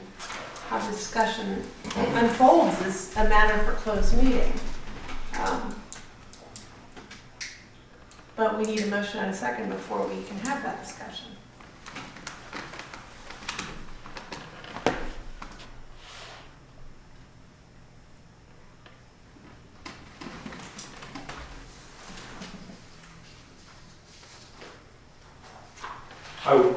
Madam Chair, I would only say I appreciate that you've been put in a tough spot here, and you have your own attorney, and have someone from outside the county representing you. That said, as a new member of this board, I'm not comfortable putting ourselves in a potential conflict of interest situation until I understand better what the legal opinion you received was and how the attorney representing the board. I shared that with you. Right, I understand that, but I mean, we're here at Board of Supervisors meeting with our county attorney present, so I just wanted to proceed cautiously. It's not. Can I ask a question? A couple of questions, because it appears that the board members are afraid that they're in some sort of conflict of interest. Well, I think that that's the nature of closed session, is that you do discuss legal strategies, and I can see where they're challenged to constrain the conversation. But the fact of the matter is you and I very well know, Mr. Frazier, sometimes you don't have to go very far into a discussion to see how it will unfold. But if there's anyone that would be involved in a conflict of interest, it would be me and not the members of the board. I understand that. What the board needs to know is what the lawsuit is about somehow, whether we do it in open session or not. They don't know. And all they have is my side of it and the side that Mr. Goff may tell them privately, and they may not sync. Maybe I have something that I missed or left out, not intentionally. Maybe he does, and we need to have that discussion. Maybe I can help a little bit in that the two sections of FOIA that allow you to go into a closed meeting do so with allowance to consult with legal counsel pertaining to these matters. And if it's to consult with you, that's not a closed meeting item. If it's to consult with legal counsel. But I'm a member of the board. But you're not legal counsel, so I understand. that's not subject to closed meeting from your FOIA officer. You would have to meet 1 and 2 to talk about things in closed meeting. And if it's just for you to give an update, I guess you can give an update one by one outside of a meeting, or anything you want to talk about in public. But to get advice from their legal counsel, the board as a body can do that in closed meeting. And that's where I'm afraid that. I do not feel comfortable with y'all going into a closed meeting to discuss that particular instance when I'm not here to know a little bit about what's being said. But there's been no motion or second. We're not going into closed session. And that's where I think we have the impasse. So you're safe. No, I don't want to know what y'all are talking about as far as what his legal strategy is, because I already know what his legal strategy is. So he's going to discuss that with you, and that's fine. I don't have to be here for that. But you need to know what the lawsuit's about. And that's what I don't think everybody seems to understand, that we're not on the same page understanding that. But I don't think you can explain that in closed meeting. All right, well, let's talk about it in open meeting. That's fine. What it boils down to is the county attorney, through his work with Mr. Brown, they served me with subpoenas and the threat of depositions where I would be under penalty of perjury. That was the term that he used, and he used that here in open meeting. And I was going to be deposed as a member of the governing body with no legal representation because the county attorney, for some unknown reason, decided to taint the process by involving himself in an adversarial role against a member of the board. And that's what happened. I had to have legal counsel as a member of the board, as the code specifies that each member is required to have. I was left with none. And because he's both county attorney and Commonwealth attorney, and chose the path to be adversarial to an individual member, I had no one that I could talk to in this community for legal advice as a member of the Board of Supervisors in the furtherance of my role in that capacity. And that's what it all boils down to. The board paid one invoice, decided not to pay any more, and at the same time that they made that decision, they had the county attorney and his assistant in this process, Mr. Brown, issuing me summonses as a member of the board. And this is unheard of in this area. No one has ever done that before in this county, and I don't know if any adjoining county or locality where this has been done to an individual member of the government. And just because Mr. Goff was working for a majority of the Board of Supervisors, neither him in his capacity as county attorney or those individual members have the right to violate a provision of the Code of Virginia as it relates to members of the governing body and their right to have legal representation. They don't have that ability. And that's what this whole lawsuit is about, to pay the invoices that they generated. And their open attack on me as a member of this board. And the craziest part of all, and this FOIA lawsuit nonsense, there's nothing that I can help them with. It was all malicious, or it was done through ignorance. I don't know which. That is on them. I don't know. But it's one or the other. I cannot help them. In 39 months, they have not been able to prove in a court of law that this Board of Supervisors had legal meetings, the ones that were in question. 39 months. And there's certainly no way that I can help them with it. So I say that it was malicious because that's an awful lot of ignorance. Madam Chair. Yes, Mr. Wilson. Mr. Frazier, I appreciate all that background, and you and I have discussed the background and your feelings about this, and you know that I listen. I'm giving certain facts. You're right. And I respect very much the position you have found yourself in is difficult. I would just ask, with respect to this newly constituted board, which is meeting for the first time, that we be afforded the opportunity, not having been a party to any of this, speaking specifically of Ms. Donahue and me, to meet with the county attorney and discuss this lawsuit as needed, and if we determine a closed session is needed, to do that without you present until we can sort out this separate question of whether your being present would be allowable under COIA. It's allowable. Wait. I'm just asking at this. No, I don't have a problem with that. Yeah, I just would like to proceed cleanly. As new board members, you and the public need to know exactly what this is all about. Much appreciated. And I thought that that's what was going to be the closed session portion of it. If I could say one last thing. There was nothing, at least on my part, there was nothing malicious, because I was completely unaware of the fact that you were being subpoenaed. No, you can say that, you have said that. Let me, I'm sorry to interject, but you were copied on the notice. There was a notice from Mr. Brown that he had, that he had notified y'all back in February of the second meeting. And then Roger, I talked to Mr. Welch over here on December 3rd when I took the information from the first subpoena to Mr. Brown's office. And I talked to Mr. Welch about it, and he knew about it, and he said what he said to me about that. Well, maybe he did, but I was not aware until after the fact. But it doesn't matter. After December 3rd, you knew about it, and they did it again. I just want you to know that. I think we're getting far afield on this, Right. and I do think we need to go ahead and read in the information for the other possible closed session. Would you like me to read it? That would be great. Thank you, Mr. Carter. The motion to conduct a closed meeting in accordance with section 2.23711A of the Code of Virginia for the purpose of consultation with legal counsel pertaining to actual litigation, where such consultation in open meeting would adversely affect the litigating posture of the public body, section 2.23711A7.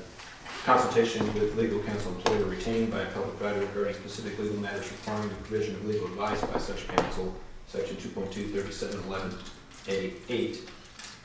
And the discussion of the award of a public contract involving expenditure of public funds, including interviews with bidder court offers, and discussion of the terms and scope of such contract, or discussion in open session would adversely affect the bargaining position or negotiating strategy of the public body, section 2.23711A29. Subject matter of the closed meeting will be 1, Bragg versus Board of Supervisors, case 16-180. 2, Bragg versus Board of Supervisors, case number 17-204, commonly known as Bragg 2. 3,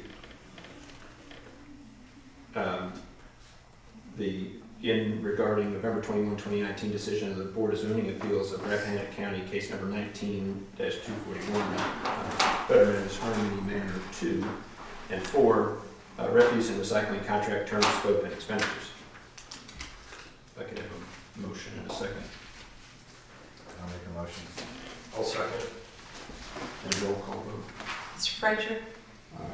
Ms. Donahue? Aye. Mr. Woodson? Aye. Mr. Parrish? Aye. And I myself. Carry closed meeting.